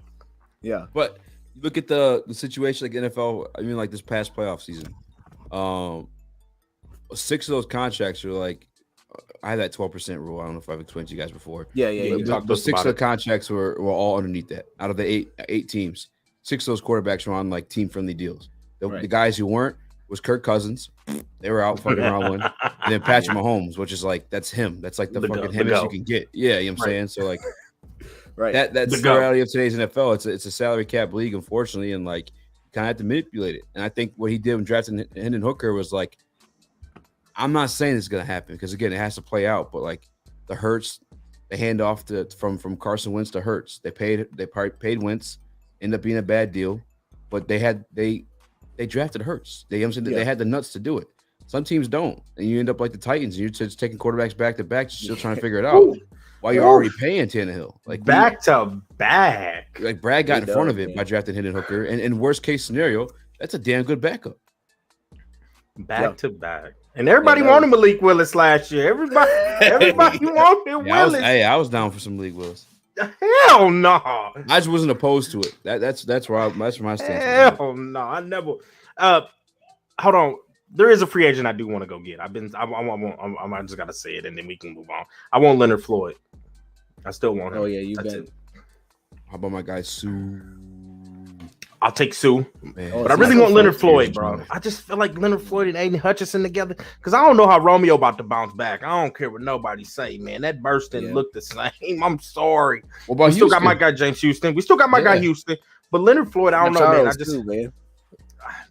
I ain't seen Charles in a year either, bro. Like What you mean? People coming off injuries and you getting older. Like, you know what I'm saying? Father time, and go get Leonard Floyd just for one season. That's it. And Sue. I'll take Big Sue in there too. Don't get it twisted now. That's it. We can move back on, but I really want Leonard Floyd. I hope we do, man, because you've been saying that for a while. It's disappointing though. You bring up those names. Pressures. All the dude that we've given extensions or we've actually paid in free agency on defense have all been hurt. Nobody's played since they've gotten those deals, man. So we just hoping like Tracy, Romeo, Charles, we pay them and then they just don't play the next year. So maybe this is the year that they all come back. Hopefully, Hey, Tracy already bouncing around, baby. Yes, sir. T-Walk said he ain't losing his spot. Like, hold on, bro. These young whippersnappers out here playing. Like, hold on, bro. They're going to end up moving on from me. I'm going to take a pay cut like Romeo to stay around. He ain't going. A big-ass pay cut. That's true. Didn't he? I love it, though. Yeah. That's what he needed to take. Good. Yeah, he needed to, man, because I don't know where it would have went. And he knows he got an opportunity. Like, the fact that they didn't draft an edge rusher, like, he definitely has a chance to just be the guy again this year if he's good. Yes. So it's like elsewhere. Is anybody else going to give you that shot as a free agent? Probably not. He still did he sneak in a 2-sack game last year too? He did. I think the Giants, right? Yeah, I think his second game back. Romeo. I mean, they weren't good looking, but they were sacks. You know what I'm saying? They were sacked. They were technically sacked. I don't know. Did somebody else create the pressure and he just yeah, I mean, he didn't he didn't anybody else. No, man. Can somebody pull facts on that? Because I don't remember no 2-sack game. I don't remember no 2-sack game from Romeo. I could be wrong. I got you. I know Zach Wilson ran into the one.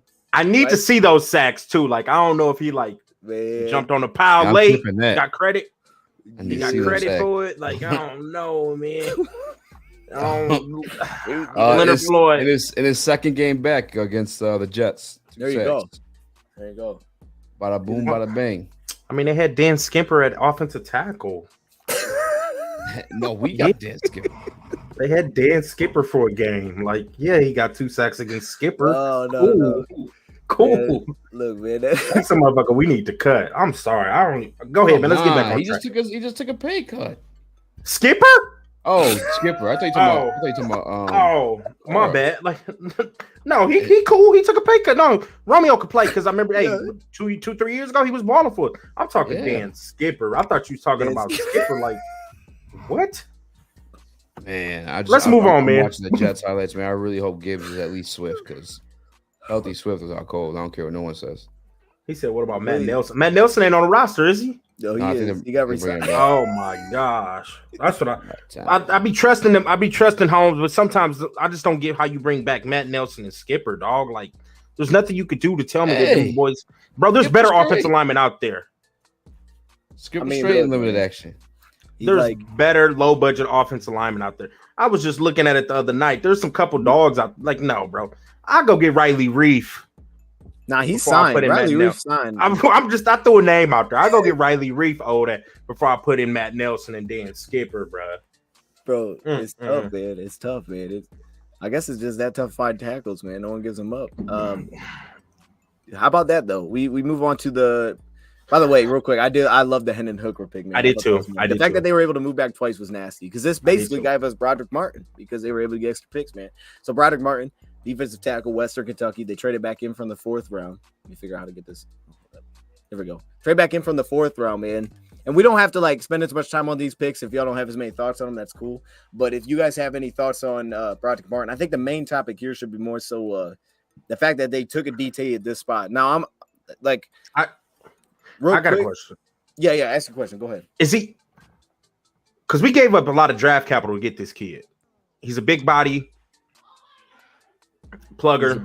He's a space eater. I get that. Is he gonna start? Let me show y'all this. I had a little graphic. Is he starting? Because you gave up a lot of capital for him. Is he starting? Let me show y'all this though, because I want to get because this was I think this ties into what Rad's saying and exactly for the run defensive points. I think he may start. I think it's possible, but I want y'all to look at this though because I think this ties together, right? So I saw they asked about why we went on DT, the run defense. Man, I'm looking at these numbers last year, and I know me and Rad talked about this about for me, a lot of it I thought was like defensive line wasn't always, everything plays in. I thought corners were missing tackles. We had like scheme breakdowns against Seattle. But if you really just look at the numbers and we just keep it simple, and I just put running backs on here, take away the quarterback taking off. You look from week 1 to week 5, before the bye week, we allowed 5.46 yards per carry to running backs. You go to the second half of the season, that's down to 4.3. You take out Carolina where they just went crazy on us because we missed like 3 tackles and they just boom some runs, it's 3.7 yards. But even if you keep that in there, look, 10 of the last 12 games defensively, we allowed less than 100 yards rushing to running backs. Yes, let's go, Dion. That's what I've been saying. I mean, look, and it's like, okay, so I think, and on the left there, don't really look at like the gaps they played in. I think those were messed up. I tried to take them from PFF, but I don't think they're right. Yeah, you got me confused. I'm following the words. It's not kind this. of a disaster on the left side, Yeah. I'm gonna be honest there. I guess the main thing is the pressure. My address in there somewhere. Man, like I'm listening.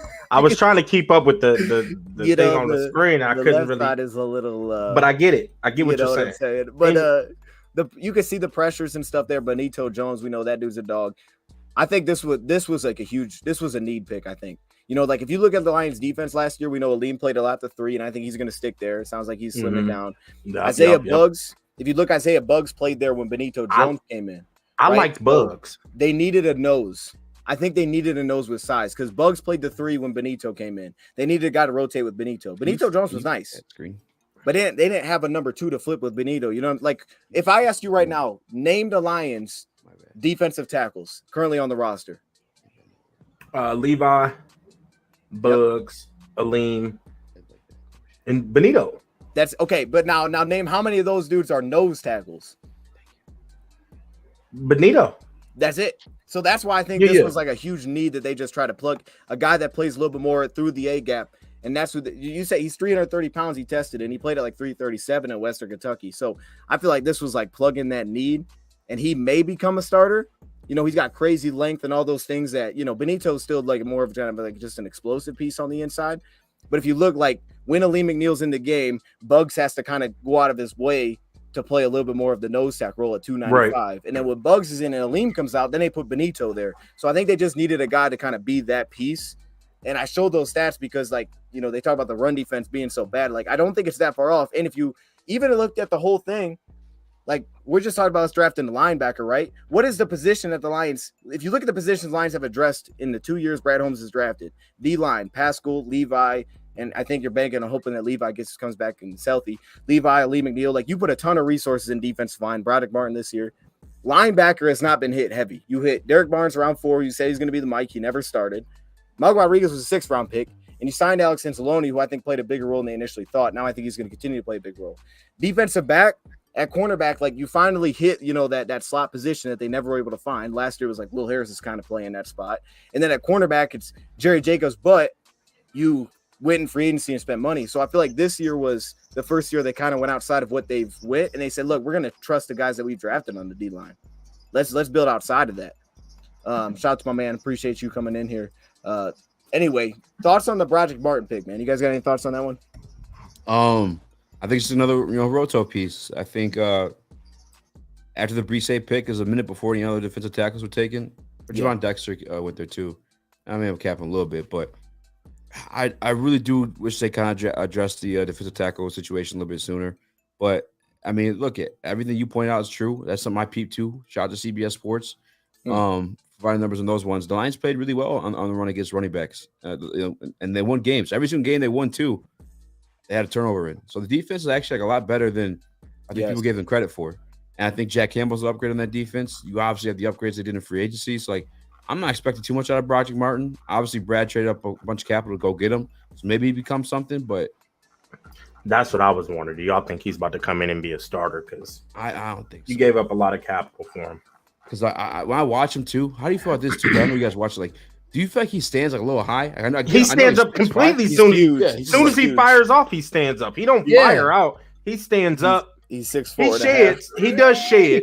I'll give him credit. He is good at shedding and getting off the block and getting into the play. But yeah, 100%. He don't fire off. No, he doesn't. They need to work on that. They need to learn to keep his butt down and push your hips through, flip your hips through. And I think that's where technique, being in the NFL, they can work on that. Like, he doesn't come out uber explosive. He doesn't. No, I noticed that. I feel like it's just so like elementary and fundamental in the game. You know what I'm saying? Like, how is he not like firing off. And that down. Yeah, you know what I'm saying? Or at least like not being as high as he is. You know what I'm saying? Like low man wins. Everybody knows that. Like, and I get he's 6'4.5", but he's just like, he looks like he's standing straight the fuck up. They don't even like, I don't know. Like, you telling me you're going to tell him not to do that better than the other guy told him not to do that? His whole life, he must have been doing that because he's doing it at this level. You know, I could be wrong. Right.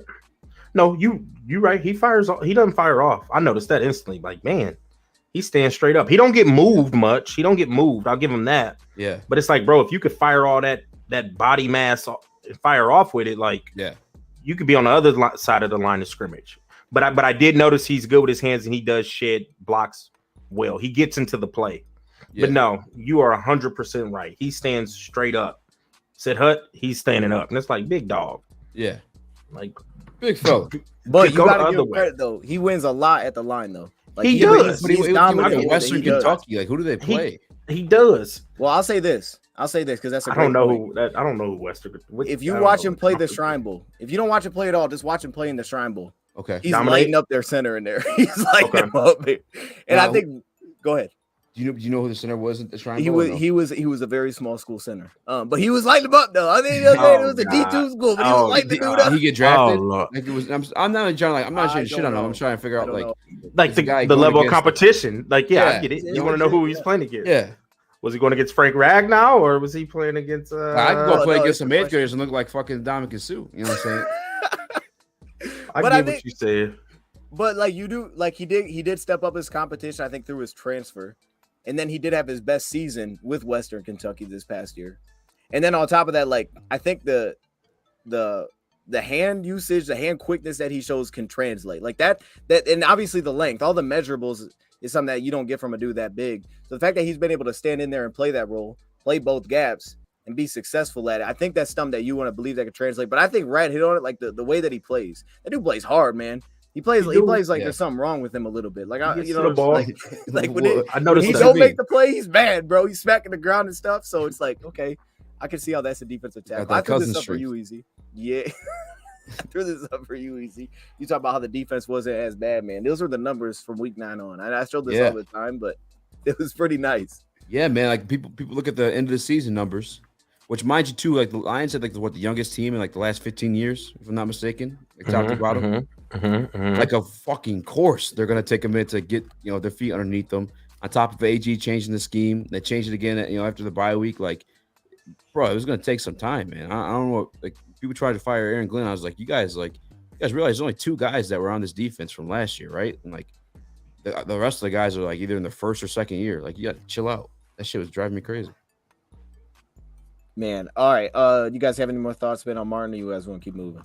Keep it moving and grooving. Keep moving. Hey, we got don't nobody care about Colby Source. We got a live video, man. I'll be honest. We took him. I know who he was. I was like, all right. I didn't even know William and Mary was a school.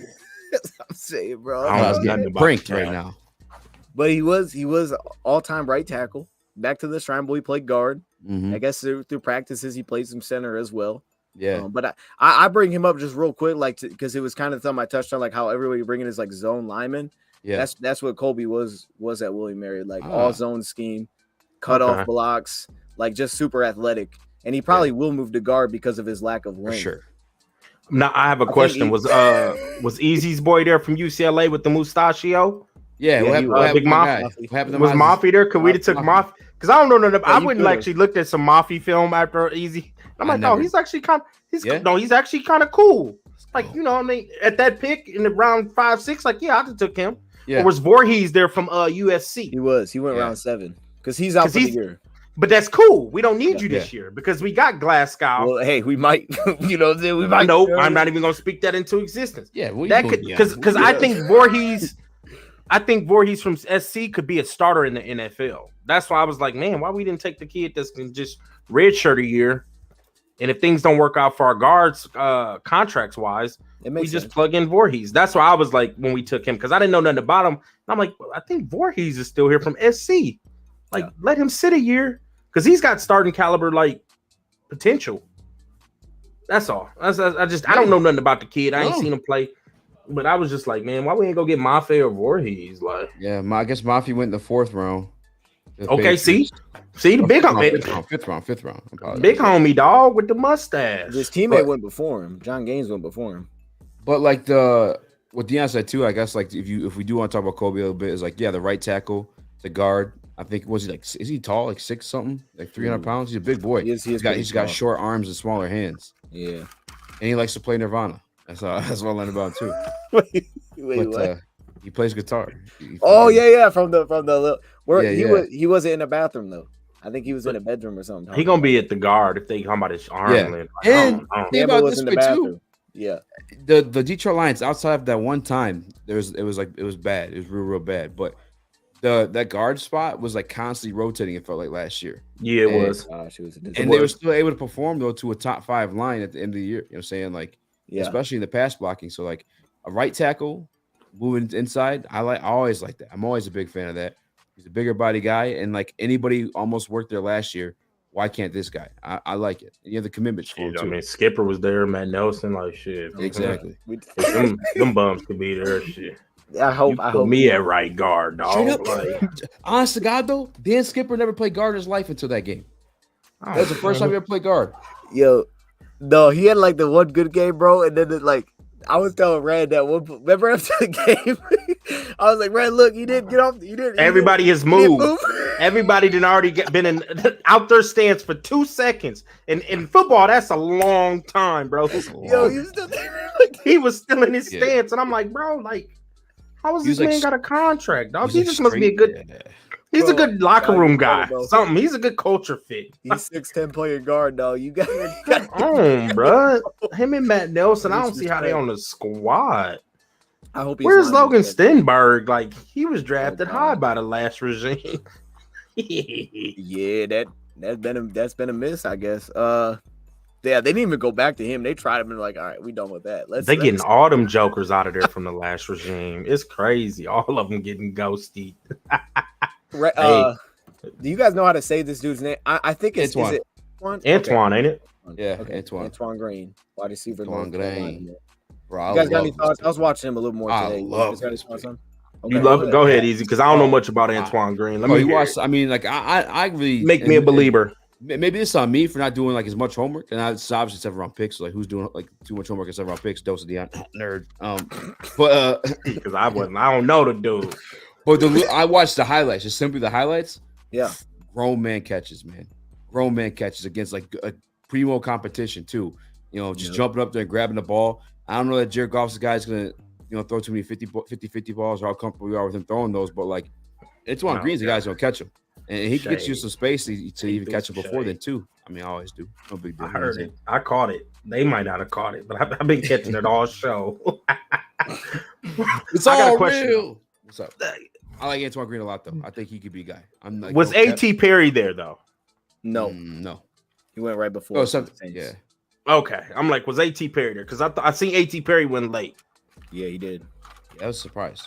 And I was a fan of A.T. Perry. Was he like a jackass? Like, I don't know why he went so late. Right. I don't know. Like, I mean, look, man. I liked A.T. Perry. I don't know much about Green, though. That's where Dose. Hey. Lay it on his Dose. He said 19 yards per second. I had his 2 years. I can't find my other page. I had one before the draft and after the draft. I started watching. I think he played only 8 games or something last year and had like 7 touchdowns. And only 8 games. The chat said he ran a 4.3740. Nah. No, you didn't run. Not officially. He ran a 4.47. I'm pretty sure it is pro day. Okay, but hey, that could be unofficial. Sometimes they do. Yeah, I mean that could be real. What's the measurables? What is he?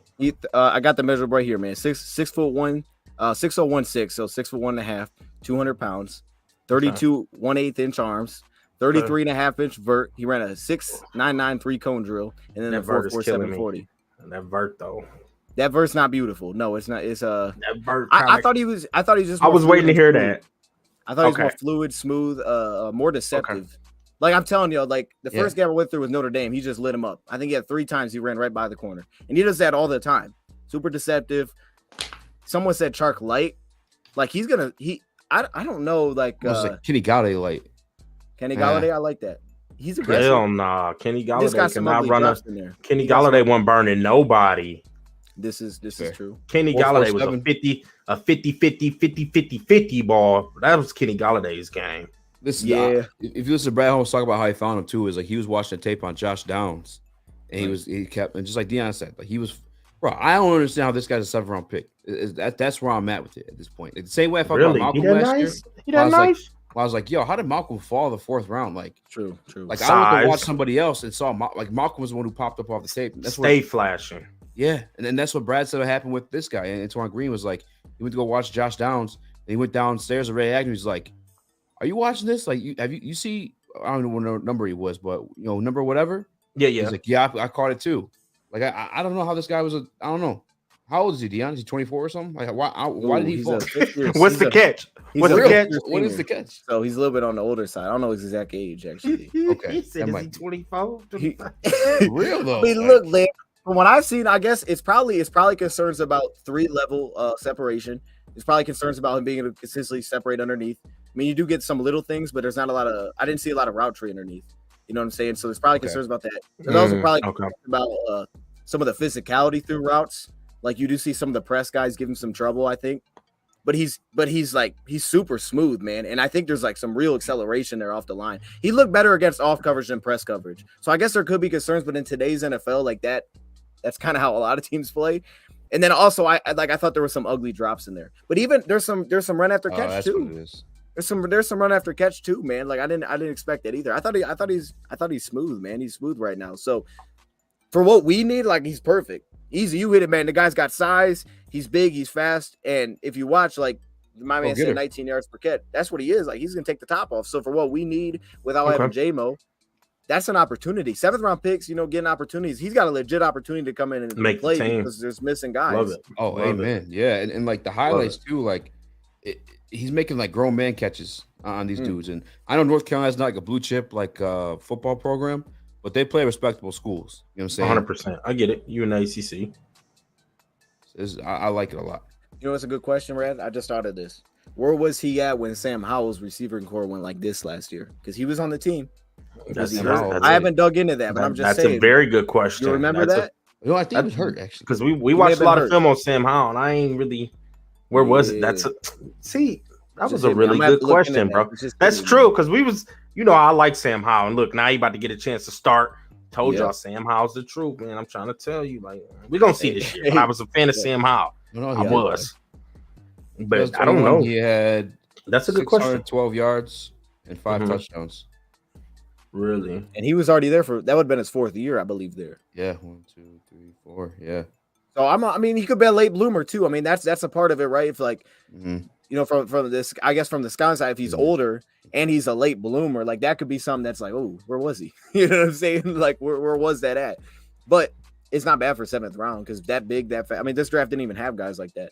So I'm with you. I could have seen him going higher in the draft just because the draft didn't have that.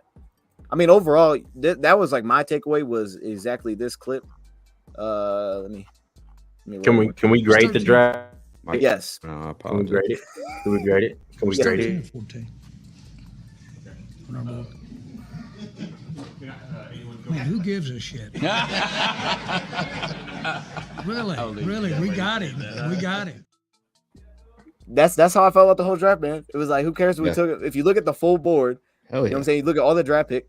Forget premium position, bro. We got dogs everywhere. We got instant starters, and then the premium positions we hit later. I mean, it's how the draft will fit. If we would have pushed for defensive tackle at 18 and you wanted size, to Easy's point, you would have probably had to go with Miles E. Smith, who's probably not going to play on 3rd downs. Or you would have, like, I don't know where else you go with that if you want size there. I don't know who would have been the pick. So it was like, all right, I'm cool with it, man. We just played the board. The board was weird. It was kind of trash this year. If we being out, the draft was kind of whack at the top. There wasn't a lot of dudes outside the top 10, man. I just thought we'd take Carter. So once we didn't, it kind of threw everything off for me. Brad, what do you think, man? You want to grade this? Do you want to grade individually or do you want to grade the whole thing? Whole thing. Okay. Whole team. Do you want to start off? You feel no, like I just okay. I don't have any. I'm honestly, I'm over here thinking like, is this going to possibly play out as the best draft? Like if we talk next year, I don't know. I was thinking like, I think it's a good draft. Yeah. I really do. He got a lot of players that I liked. Only one I felt like I don't know. The LaPorta one still kind of grinds my gears a little bit. So, but I'm gonna give it a B plus. B as in Bravo. I'll give it a B plus. I will. B plus. Okay. It's with the I love the picks. I like the Campbell, but I think Campbell could have came at 34. So we probably could have snagged somebody else at 18, and then we just waited on tight end. Because we still would have had that 45th pick to get Branch. We still could have made the moves to get Hooker. So it's like I feel like we just didn't want a tight end. If we didn't take the tight end, I'm gonna flip it like this. You know what? It's a B plus because I'm gonna flip it like Brian Branch was our 18th pick, LaPorta was the 45th, and Campbell was the 34th. I'm happy. You know what? It's a B plus. In my head, I'm gonna do it like that. We took Brian Branch at 18. Okay. Campbell was the 34th pick, right? And LaPorta was the 45th pick. 45th. Yeah. It's a B plus. And then you like A minus. Then it's an A minus. It's an A minus actually. It's an A minus. Why does that change the grade? Because I'm putting those picks where I want them to be. I think they should have been. Would you change it to A minus? A minus. A minus. I respect it. To be honest with you, that's where I was, but like I had to take my Lions fandom down a notch. I went B plus. Like, okay. Overall, bro, the potential of this draft class is there. It's there. No matter what type of draft pundit you were, you look at the names at the end of the day. Yeah. At one point, you're like, yeah, this could be a guy. And I'm watching Antoine Green highlights right now. Like, bro, I'm telling you, this guy. I like this guy. He's so fool. Just the highlights. Just the highlights. Yeah, I'm watching. Swear, he's this is no game he's doing this against. Like, that's no like ho. You know, he still want to know what's the catch. Like, did he get caught smoking the devil's lettuce on campus, or what? He might be the catch of the draft. You know what's crazy about that, Easy man? You watching his highlights. I remember we took Tavai, bro. I couldn't find highlights on YouTube, man. It was like right there, like, ooh. Like, wait a minute, I can't look up his highlights. He was round 2. When I looked him up and I couldn't find highlights, I was concerned, man. I was like, nah, that's not right. Why can't I find his highlights? Who? I'm sorry, I missed it. We drafted Gelati. Oh man, I couldn't find his highlights. I'll never forget, man. It was round 1, ESPN draft coverage. And the Lions selected Eric Ebron. This man had a fucking drops in his highlight reel. Bro, that shit. Bro. I was watching that shit like, there's no way. Am I being fucking punked right now? Bro? This dude has drops in his highlight reel. Bro, I'm telling you, I was so upset about that. Shit is crazy. I was so upset about that pick. I'm telling you, bro. I was so upset about that pick. Oh my god, bro. I was like, and he wasn't even like, I don't even want to get upset. Because I'm feeling good about what we're doing right now. I was upset with that Ebron because he ran like a 4.65 40. Yeah. Like I wouldn't, man. Look, I'm done. I don't want to get on that Ebron pick. I don't. And then we go get Hawkinson, who I don't even think he was the best tight end at Iowa that year. It was Noah Fant, but I ain't even gonna talk about that. Like, so it's like, look, it is what it is. We got a whole new regime because I'm telling you, that Ebron pick, boy. That'll make you hot. Like, what? And to see all these other cats pop after him?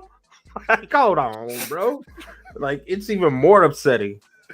OBJ, Aaron Donald. I mean, I was upset with the Okudah pick. I'm going to be real with y'all. I didn't like the Okudah pick. I wanted Isaiah Simmons. Because he came from a great defensive line. Right. I'd have took Isaiah. Like, I knew Okudah. I just had a feeling about Okudah, we didn't get him, so I wanted Simmons. That was a weird draft class too because of COVID. It was. Yep. That Ohio State D line was booming that year. Like, yeah, these corners are gonna look good. They only got 2 seconds to throw the ball. Like, he's gonna be a dog, Brad. You know he's gonna be a dog during Atlanta. He's in a better situation. I think I hope he does. He just wasn't our fit. Okay, he wasn't for us. We got Sutton and Mosley.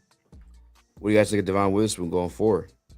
Right, it was 4. Yeah, or 5. I like it. I like it. I mean, to pair him up with what's the corner that was for the rookie of the year? Tariq Woolen. Yeah, I think that's you just locked up your corners for the future. Like, I think it was a good pick. I think Seattle had a solid draft. They had a solid draft. Seattle did. Philly had a solid draft. They've been drafting crazy. Oh, Philly was nasty. Philly had a solid. Philly was nasty. Rich is getting richer over there. Like, Georgia special, man. They just all them Georgia Bulldogs on their defense. They just drafted everybody. Bulldogs. Really Bulldogs. But bro, Jalen Carter next to Jordan Davis, bruh. Con Reddick still there. Yeah. Then the Kobe Dean sitting behind his college D line again. The Kobe Dean about to pop. Yeah, he's like, man, I got my whole college D line in front of me. I'm about to be protected again. both those cornerbacks back. We gave them DeAndre Swift. They still got one of the best offensive lines too. Like that team, right? Philly, the rich got richer, bro. Oh yeah. I feel like we sitting at number 3 in the NFC though. I really do. Right behind Philly, San Fran, and then us. Seattle's in there. Like 4. Yeah, Seattle did get a lot better. Seattle's draft class last year was insane. This draft class is anything close to that, they might be scary. I ain't gonna lie. Now they got DK Lockett and Jackson Smith and Jigba. That's nasty. They got Jackson with that might be scary. Yeah. That's nasty. And then they got you right there about 3 or 4. But we faced them in our younger phase of the season too. You know what I'm saying? We're like that was Kirby's first start, if I'm not mistaken. Kirby let up 2 touchdowns, 2 like straight fucking like it was so bad, Red. They didn't even give him the PFF coverage score because he was just so fucking out of place. You know, they didn't even cut touchdowns to get him because he was just that far away. 2 of them. Yeah, Hey man, I love that. Hey man, that's my. That was like, I guess nobody had this guy. No one was covered. That was my pick. I didn't hear any of that. He was a dog, though. But he was matured throughout the season. I get it. I feel I ain't scared. He said he was so out of place. They didn't even grade him. Like, bro, did it? I think he was on the sideline for that play. It was bad. But yeah, we could play any defense. We would have won that, bro. They scored every possession. Bro. This secondary is gonna be so nasty, man. I just pray that the pressure is just as good as it was the second half of the year last year. It can't. I just think it has to be better. Everywhere, man. It has to be better. The pressure is about to be better. It just. He's watching highlights right now. You want to talk about the defense, though? So I think the defense is gonna be top 15, bro. We continue to be like a top 10 offense, which I think we're gonna probably be in that top 5 with a top 15 defense. Like we good, and we have the pieces. So there ain't no excuses about talent on that defense at this point. Like, there's talent on that defense. You got proven corners. I'm hearing Saints week 1 for the Lions, by the way. But I'll take that. Okay. If that's I don't want the Chiefs. I'll take the Saints week 1, baby. Let us go on and get that momentum high. That's true. R2D2 in this bitch. What's up? Hey, hey, we need to get that. You know what I'm saying? Start us off right, and we just keep that momentum going, bro. Like. Hey, you know what I was thinking though, man? Because Easy said, man, we got somebody playmaker. I was gonna tell Rad this because you told me how Jalen Carter, his like interview was kind of whack. It was terrible. I was thinking about it, man, and I was like, I remember the knock. It's on my website. The knock that I had about Carter, and I thought it was maybe because more a youth, because I only watched this last year. Was like I thought he was out of place, like recognizing run scheme, man. Like I thought they were just like they would attack him certain ways, and he didn't look like he knew how to play it. So he would just kind of be out of place sometimes. And if that's something that they saw maybe consistently pop up and they're like, okay, you know, it's just some of the feel for the game, the instincts, I could understand how even just that could take him off the board. Because me, it was never an effort question. It was that. It was like, yeah, he's kind of out of place, but he's so darn good. Mm-hmm. But if you look at like the guys that have hit, and I think about San Fran, right? That safety that hit. You think about guys that have hit, teams that have hit late. It's the guys with just the instincts to feel. They may be like a weird build, but they just understand the game. And I'm looking at Malcolm Rodriguez, like look at all the guys that hit for us. Yeah. All the guys that have hit for us, like by no question, are like guys like that. Maybe James Houston, he just knows how to rush the passer. He's just like it's fine. Doesn't matter what he looks like. He can do it. Best pass rusher on the team. That's a lie. But Malcolm Rodriguez, you know what I'm saying? Like he's the same way, right? So I'm looking at this draft class and I'm like, all of the dudes that we drafted, I feel like specifically at the top, Jamyr Gibbs, his feel for attack and covered. Jack Campbell, he's like the most instinctive linebacker, but now he has all the traits to go with it. And if you go through this year's draft, Brian Branch, he might be the smartest covered guy in football, right? So it's my favorite pick of the draft. This whole defense now, I think Broderick Martin's I think he plays really smart game too. Like he has a feel for it. Sometimes he just doesn't play it right. But if you look like from the second level back, Rad, Alex Anzalone, the quarterback of this defense, with Jack Campbell being the quarterback of a defense, and then you go to the back end, you're like CJ Gardner-Johnson, Cam Sutton, as smart as he is as a corner. Proven. With Brian Mosley, Brandt, Tracy Walker, Kirby, like it's like such a smart back end. I think that's where, you know, you look at those allowing the lowest completion percentage when Jerry got back. You will 14 touchdowns to 10 interceptions. I think that's where we're going to get teams in trouble because it's going to be like the Saints. We're going to switch everything. We're going to communicate. Will Harris, like that's why he was re-signed. He's so darn smart. He knows where he's supposed to be. Even if he doesn't do it, even if he's not the most talented, because it's weird, he's very smart. Like he's a heady player. He doesn't break down. So it's like everybody now on defense feels like they're like that behind the defensive line. I think that's why we're going to be a problem is because we're not going to break down. You know what I'm saying? So, like, we're going to get turnovers just based on that, where guys aren't just going to be open. We're going to be able to scheme the heck out of people. And it feels like offensively you're doing kind of the opposite. You're trying to find matchup pieces to where it's just simple as this week that they have a linebacker that can cover him. Are they going to leave a linebacker on Gibbs? Okay, cool. I don't know how a linebacker is supposed to cover that guy. As long as he's healthy, I don't know how a linebacker is supposed to cover him. Right. And then the same thing with LaPorta. And then obviously J-Mo. But I think that's what's going to be a problem defensively. I want to ask St. Brown. Yeah, St. Brown. I forgot that dude. He's the best player on our team. Brown. The best player on the team, St. Brown. I'm out of town, thugging with my rounds. I tell you though, option routes with Jamyr Gibbs is what I'm looking forward to, man. Because you put him out there with a linebacker, because we ran a ton of those last year. Like we saw it with Goff. Like he ran a ton of those routes where he would just like make that decision on the linebacker. And then Goff would just stand there and throw the 5-yard pass. And it was like, what can he do with the ball in his hands? Gibbs going to eat on those, I think. But I got to ask you all about this draft in general, because you guys asked about Witherspoon. Just like, okay, what are your thoughts on the Titans situation and drafting Will Levis in the second round? Because I thought they kept showing the Will Levis. I don't love it because I feel like when you keep showing it, it's like they're trying to like make it out to like Will Levis has to be like this bad person because he's fallen. He's like doing all these selfies. But I think it's like, well, maybe he's just like film wise, he's a second round guy. You know, he's a quarterback. Maybe he's just a second round guy. Like that's just kind of how it feels like it is to me. So it's like, how'd you guys feel about that pick? And I also wanted to ask you guys about Atlanta taking Bijan at 8. How do you feel about that one, Brad, specifically? Because I know you like Bijan. I think that was smart for Atlanta, even though they got a 1,000-yard rusher from last year. I can't think of the kid's name. Plus, they got Cordell Patterson. But now you bring in a true bell cow. I mean, that offense is like super explosive, Atlanta, at this point. They got our boy Drake London. You got Kyle Pitts. You got Bijan. Who's the tight end? Kyle Pitts is the tight end slash receiver. I don't know. That dude, you can move him anywhere. Yeah. So I think that was a good pickup from them because they want to just get super explosive on the offense. And then you got Ritter now who's coming in. You ain't really got to rely too much on his arm at that point. Like you're taking some of the load off of him because you got Bijan Robinson, who's supposed to be the greatest running back to come out since Saquon Barkley or whatever. You know what I mean? I think that was a good pick. The Levis pick, I don't know. Like it is what it is. I guess he's gonna come in and try to compete for. I don't know. Like I want to ask you this real quick though, because I want to ask both of you guys. I just thought of it. I was gonna ask this. Is there a player that you feel like that you would have liked the Lions to draft that they didn't draft?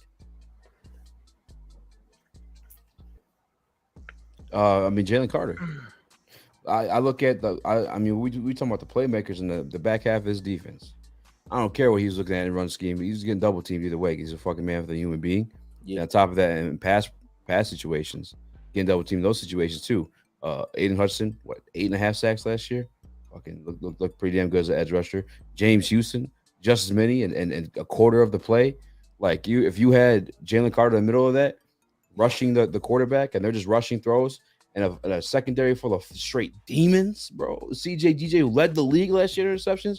Cam Sutton led the league in pass breakups or tied the league in pass breakups and interceptions.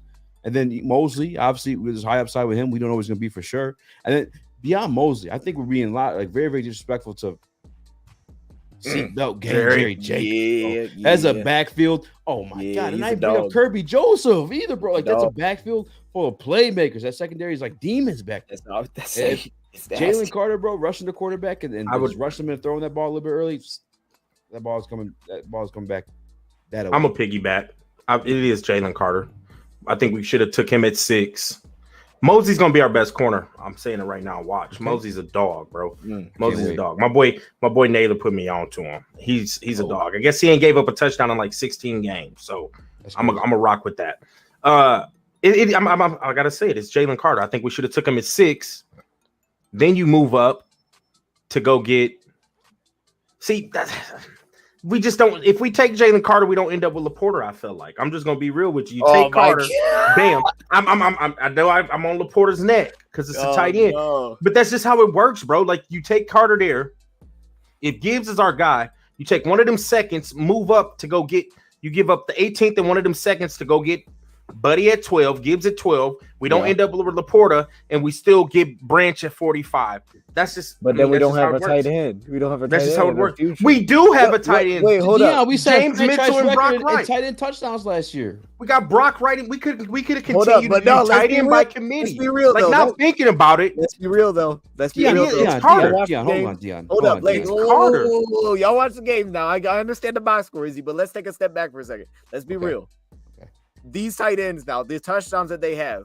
We're at the 3-yard line. We're throwing wide open. You throw back passes. You got Brock Wright literally uncovered. Like, let's not act like these dudes are dogging defensive backs getting open and we're using them as matchup. These dudes is wide open and we're finding. This is my point. But listen, we didn't have a problem. They're wide open. I'm not saying it's not good, but like, can you live on that? Can you rely on that? Yes, we could have. We didn't. Thank you. I was just about to say that. We didn't have an issue scoring points. We score against the Patriots. Well, that 1 week. You go off 1 week. That's you going off 1 week. You're going off 1 week. We can't do that. I agree, but I'm just saying. It's like because we're looking beyond. We're looking beyond being a good regular season team. We're looking into winning the whole thing. So when it comes down to that, like, how many pieces do you have to match up with? If we roll into a game with Gibbs, I know I got a piece there. You got to find a way to stop that. But if I go into a playoff game and I don't have that tight end, and I'm saying I got Gibbs, I got J-Mo, I got St. Brown. You still forget about the best player on our team, St. Brown. Stop St. Brown, and then we'll figure it out from there. You stop St. Brown, then we'll figure it out from there. We didn't have an issue scoring. See, we didn't. I didn't want to end all super high, but not thinking about it. It's Carter. Okay, if we take Carter at 6, we use a second and that 18th pick to trade up to get Gibbs. Yeah, Buddy is gonna be. I don't know, man. I don't know. I just felt like we could have. What does Sam LaPorta have to be for you to feel good about the draft pick? Like statistically, or just what do I need to see from? I need to see him moving and helping. Is there like moving? He has to play like or something. Moving, continue to help us move the chains. I need to see that yak is what got him drafted. I need to see some yak. You catch a little 5-yard in, I need you to gain another 5. I don't need you to break 10 to get 10 to 15 yards, but I need you to get at least another 5 yards because Brock Wright is not doing that. I get that, but I need you to get in that 5+ range. Like you taking that 5 yard and turning it into a first down for us. And then the touchdowns will come. Like he's going to get his touchdowns, but I'm talking about continue to help us move the chains to get into the red zone. Like I need to see him consistently catching the ball, running through somebody, making somebody miss, and getting some yak. I need to see this yak because that's why he really got drafted. Like I get the 4.5 40. I like the 4.5 40, but the yak is why he got drafted where he got drafted. So I need to see that. I need to see that really. But we expect that changing the game. That's who he is. We expect it, but he's about to be he's going against grown men now too. That's true, like but the college level, everybody don't want to tackle at the college level, baby. Everybody don't want to tackle. But can we say the same thing about all the draft picks though? No. Why not? Because he's a tight end, and I'm tired of us taking tight ends high. Nope. And here's just the people in the chat saying, "Oh, what's his name going to be? Jalen Carter's going to be a bust. Jalen Carter's going to be a bust." You're smoking bath salts. That's what I'm saying, bro. The Eagles just watched the Super Bowl. They took Jalen Carter. They finessed the league. They finessed the Lions with DeAndre Swift. How? This is a Carter. Team. I feel like they know what they're doing. I feel like the Eagles know what they're doing. 100% they know what they're saying. Carter's not going to be a bust. For the Eagles. No, he's damn well good enough for the Detroit Lions who need a defensive tackle. Although perfect situation for him to go to with Jordan Davis and N'Kobe. 100%. He getting around back his home. He's people, you know what I'm saying. He was spending college with, like, but no, he's not going to bust. No, he can't handle a interview, but he can handle offensive linemen. So he dumb as I don't know if he dumb. Let me take that back, Lord. I don't want to put that out there. The kid may not, but it is what it is. He gonna show up on Sundays. Put it that way. Oh yeah, for sure. So we whiffed there. If we would have took Jalen Carter, it was an A draft. We whiffed on Jalen. No, I still think it's an A draft. I gave it an A-. It's just that he was sitting there, arguably the best defensive player in the draft, arguably the best player in the draft, besides like the quarterback position. So it's like, why did we? They knew something we didn't know. So I like the draft, but you asked us what's the one player, and it was Jalen Carter. He was sitting there, and I'm over here just watching the TV, like watching my phone. I'm sorry, just geeked up. Like, come on, he there for us. This is how I wanted to play out. Like, he was there. Yeah. Oh man, that's it. But we picked up an extra second. I love second rounds because that's where I feel like the team. The second round of the draft is my favorite day of the draft. To be real, like day 2 is my favorite day. That's if I get some steals. Yeah, I love round 2 and 3. That's my day. Like round 1's cool. I mean, that's the hype, the glory. But really, that day 2, that's where that the thick of things. You getting down to the Nice. You getting in there. You know what I'm saying? That's where you get to digging deep, thigh deep. You heard me? That second and third round, baby. Okay. That's when you getting down through there. Hey, I gotta ask Dion real quick. I'm sorry. Go ahead, bro. What did you got to add? Nice and deep, black. Yeah. Go ahead, man. Dion, man. A lot of people have been talking about the draft. There's been a lot of draft coverage. Detroit Lions signed Christian Covington today. Tell us about this, man, please. Please, because great question. Because I was gonna ask it earlier. You should have started with that because I know you know. Look, see, you already got a whole page. I'm not as deep as I want to be into it yet, though. So you got to get deeper, dog. You got to get deeper. Yeah, man, I haven't broken into it that deep yet. I saw this news so dang late. So I couldn't find no highlights. I'm gonna put it out there. I don't know if I spelled his name wrong or what, but go ahead. But look, he's been like just bouncing around just 1 year deals over the last like 5 years since his rookie deal. Last couple of years he's with the Chargers, and the Chargers play kind of old school sometimes, man. Like they'll play kind of the old, not a lot of teams play a normal 3-4. They'll play a 3-4, so you'll get him playing kind of the it's weird though because he's 305. He's 6'2", 305.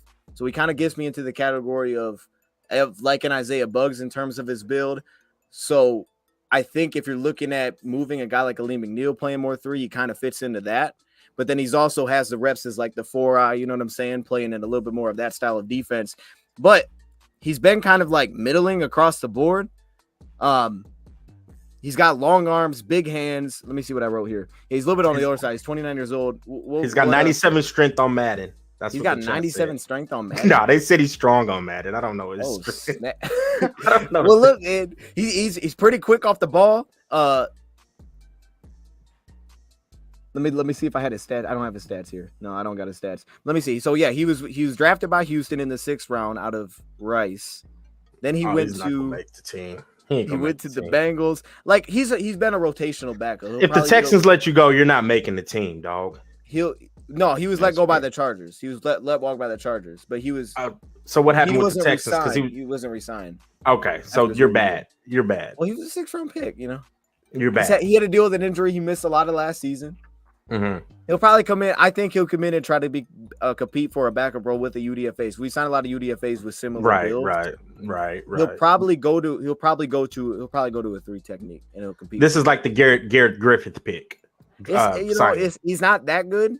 But the Garrett Griffith. Okay. Garrett Griffin's a dog. We know this. Let's not No, you tried to tell me he was a dog when he signed him on the first day of free agency. Well, was he not? Was he? He's a puzzle piece. You got a guy who can play H-back and fullback, and I'm like, this dude's buns, dog. Why did we go get a about the lie, Red? Where was the lie? It wasn't a lie. What did I lie at? I told you. He was terrible. He didn't make it past training camp. Nah, that dude played. He played at one point. Yeah. The chat probably don't even remember who Garrett Griffith was. They do. There's a couple jerseys I know that were bought. So who the fuck is that guy? Exactly. Wait, easy. Do you know who Garrett Griffin is? Who the fuck is that guy? No, he doesn't. No. Nobody. That was just our first signing, like official signing on the first day of free agency last offseason. Is he like a wrestler season. or something? He was buns.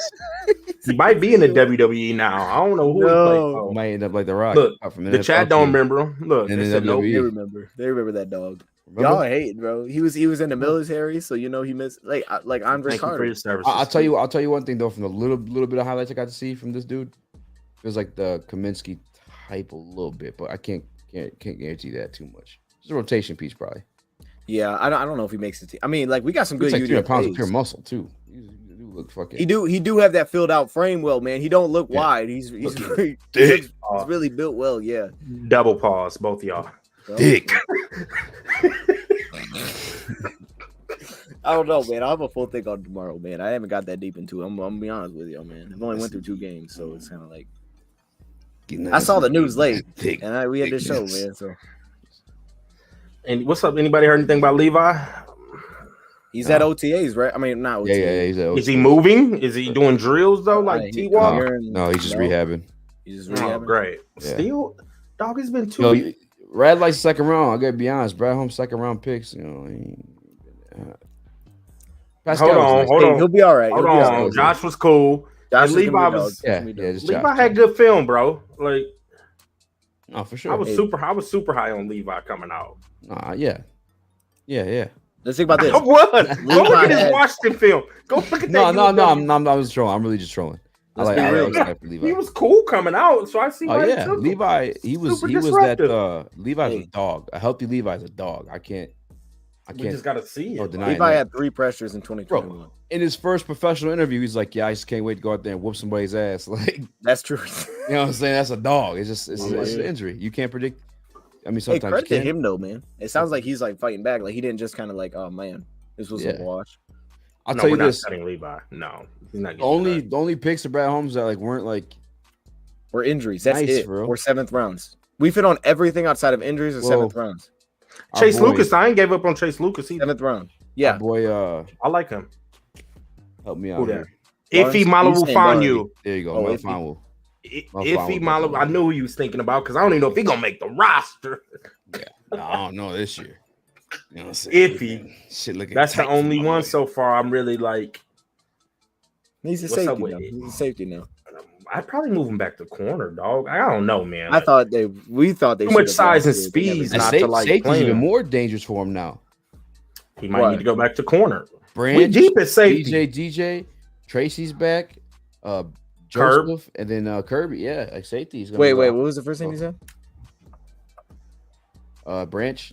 CJ, okay. DJ. Oh, okay. Which, like, you know, whatever you want to look at him. Kirby, Tracy. Did I say Tracy already? Yeah, those are the starters. Tracy, Kirby, and then we got Savion too, and his name Savion on there. Savion, yep. Compete with Savion. They signed that Joseph dude, Brady Joseph. I think Brandon his name Joseph. Yeah, Brandon Joseph. Notre Dame. I think he's safety 3. Who? If he's safety 3. He's lucky. T-Walk Kirby. Shit. And then Savion beat out Deshaun Elliott a couple weeks. Remember? And I know, but I think that's more like punishment. He drafted Iffy. It's different. I like Deshaun Elliott, so I don't know, but I like Deshaun Elliott a lot, but I can't lie. Brian Branch, you can't be mad with that. Oh, bruh. Yeah, so you already know. I gotta tell you. No, that's why I wanted at 18. So I'm cool with it. Branch, Brady Breeze, Brandon Joseph, Brady Breeze. That's a dog. Kirby and Walker and CJ depending on how you want to look at him. I look at him as like a slot, but you can classify him as a safety. But I throw him into a cornerback. Yeah, CJ can go back. He can play. CJ can do it all, bro. He could. I don't think he will though. Who you think? You think he's gonna be at that nickel? Yeah. Okay. Yeah. I think Brad even kind of said it. Like he doesn't even know if Brian's gonna start right away because he's kind of putting it out there. CJ's gonna start. Do you think CJ like took that as disrespect when they took him? Because that's literally his position. No, I think he looked at it as this is a one year stop, and I'm out to get my bag. That's his plan. Yeah, that's true. I think he knows the Lions are aware of that. What a guy to learn behind too. Then CJ DJ. Because we were shocked. I don't think he's gonna leave though. I really don't. Because that connection with Aaron Glenn, bro. Him and Aaron Glenn is like this, bro. If Aaron Glenn leaves next year, then I think. But if Aaron Glenn stays to trust the process and see it through, I think he's gonna stay. Why wouldn't you stay? But if we won, then why didn't we just give him the big long-term deal that he wanted? That's why he came here, because he couldn't get that deal. He wanted more money though, and Brad don't play. That's what I think Brad didn't expect him to be available, because I think Easy was kind of surprised. Remember, I called him after this happened, and then I think even you, Brad, the fact that he was available that late into free agency, I think it was just like he never got the deal he wanted. So he's like, all right, I know that guy. I know he can get a T-Walk deal. You think he'll take a T-Walk deal? What's the T-Walk deal? What did T-Walk get paid? Tracy gonna take a T-Walk deal? I don't think so. I think Branch is CJ take a T-Walk deal. DJ's taking a fucking he's him. I think he's the future, bro. Yeah. And I can't believe he's lying. I wanted him 2 years ago. So it's crazy for real, bruh. It was crazy too. I remember when he got traded to the Eagles, and I was like, "The Eagles? Why did we Lions go could have gave that up? They didn't really give him much to go grab a guy like that, and then they got like a now fifth. we got him. Now we got him without giving up anything. That's crazy. And it's all thanks to Dose Dion. I see him on the phones in the front office, making things happen, sending out emails. 92 phones, you know what I'm saying? Dose Dion, 92 phones, and they're making deals. I wasn't expect that signing though. I didn't expect that at all, because it didn't even we didn't. I don't even. LeBron's back. The game on? I know the game's on, man. We can get this thing wrapped up, man. My bad. I know the game's popping. Game 5. Lakers about to go on and win it. Brian get another ring. You know what I'm saying? Let Brian get one more ring. I think Warriors in 7. Stop, bro. I think it's gonna be. Bron is about to get another ring. Fred, Bron came back on him 3-1 in the finals, right? I think this is revenge. They're gonna come back, flip it on. It's not happening, bro. Bron's about to get another ring. Same way. Damn, Dion. I think it's Bron about to get another ring. I bought $20 on it last night, but my phone wasn't working. It wouldn't let me do it. So we can do it on the air right here if you want to do it with me. I think they come back. They went in 7. You want to bet 20? I know, but I feel like I need like a little bit of like a, you know what I'm saying? Like I need some odds there. You know what I'm saying? Like if it's a 20, 2-1, 2-1. I feel like more like. I'll give you 2-1. I'll give you 2-1. I'll take 2-1. All right, so 2-1, $20. So you get 40 if they come back, and I get 20 if they. Yeah, I'll give you 2-1. I think they come back and win 7. Lock it in. That's on the. Okay, lock it right here. Put that here now. Give me that. Lock it in. Here we go. Now go down. Oh yeah, you're right. Let me put it in the slot. Dion's itching his balls. Look at him. Put it. This thing is not. We got it. That's the deal. There you go. I like Apple Pay, Cash App, or Zelle. Zelle this way. Not for hotels. No, I don't know what Zelle. No, it's like every bank. Oh, Zelle. Okay, I got you. All right, Dion, you promised us you and tell us what the bars were in the beginning. Now we're at this point. Close us out with that flow. Close out the bars. We'll close it out here. First off, shout out to the chat, man. Appreciate you guys coming in, man. Shout out to Easy. Gang. Appreciate you joining, man. Thanks for inviting me. Yeah, man. I'm glad we were able to do this, man. It's been. Man. Hold on, I don't get a shout out. Some draft. No, not really. Shout out to Rad Bear with the glasses. He came in with the fresh cut. Chat was hot. I got some new Versace's, you know what I'm saying, lined up, crisp. But I wasn't even gonna get a shout out. Damn, shout out to you, Rad. Maybe it was gonna be in the rap, but you just. Hey, yo, thanks, Rad. Got you know what I'm saying? Damn. You know. He flipped the beat. Yeah. Okay. Hold on. He flipped it. Dion. Yep. Hey. There you go. I'm gonna pick it up where we left off too with the glasses. Okay. Yeah. Look at Rad's glasses. They're black. That's wet. wait. Let me restart. That's kind of racist, bro. Hold on. Let me restart. Why can't they be black?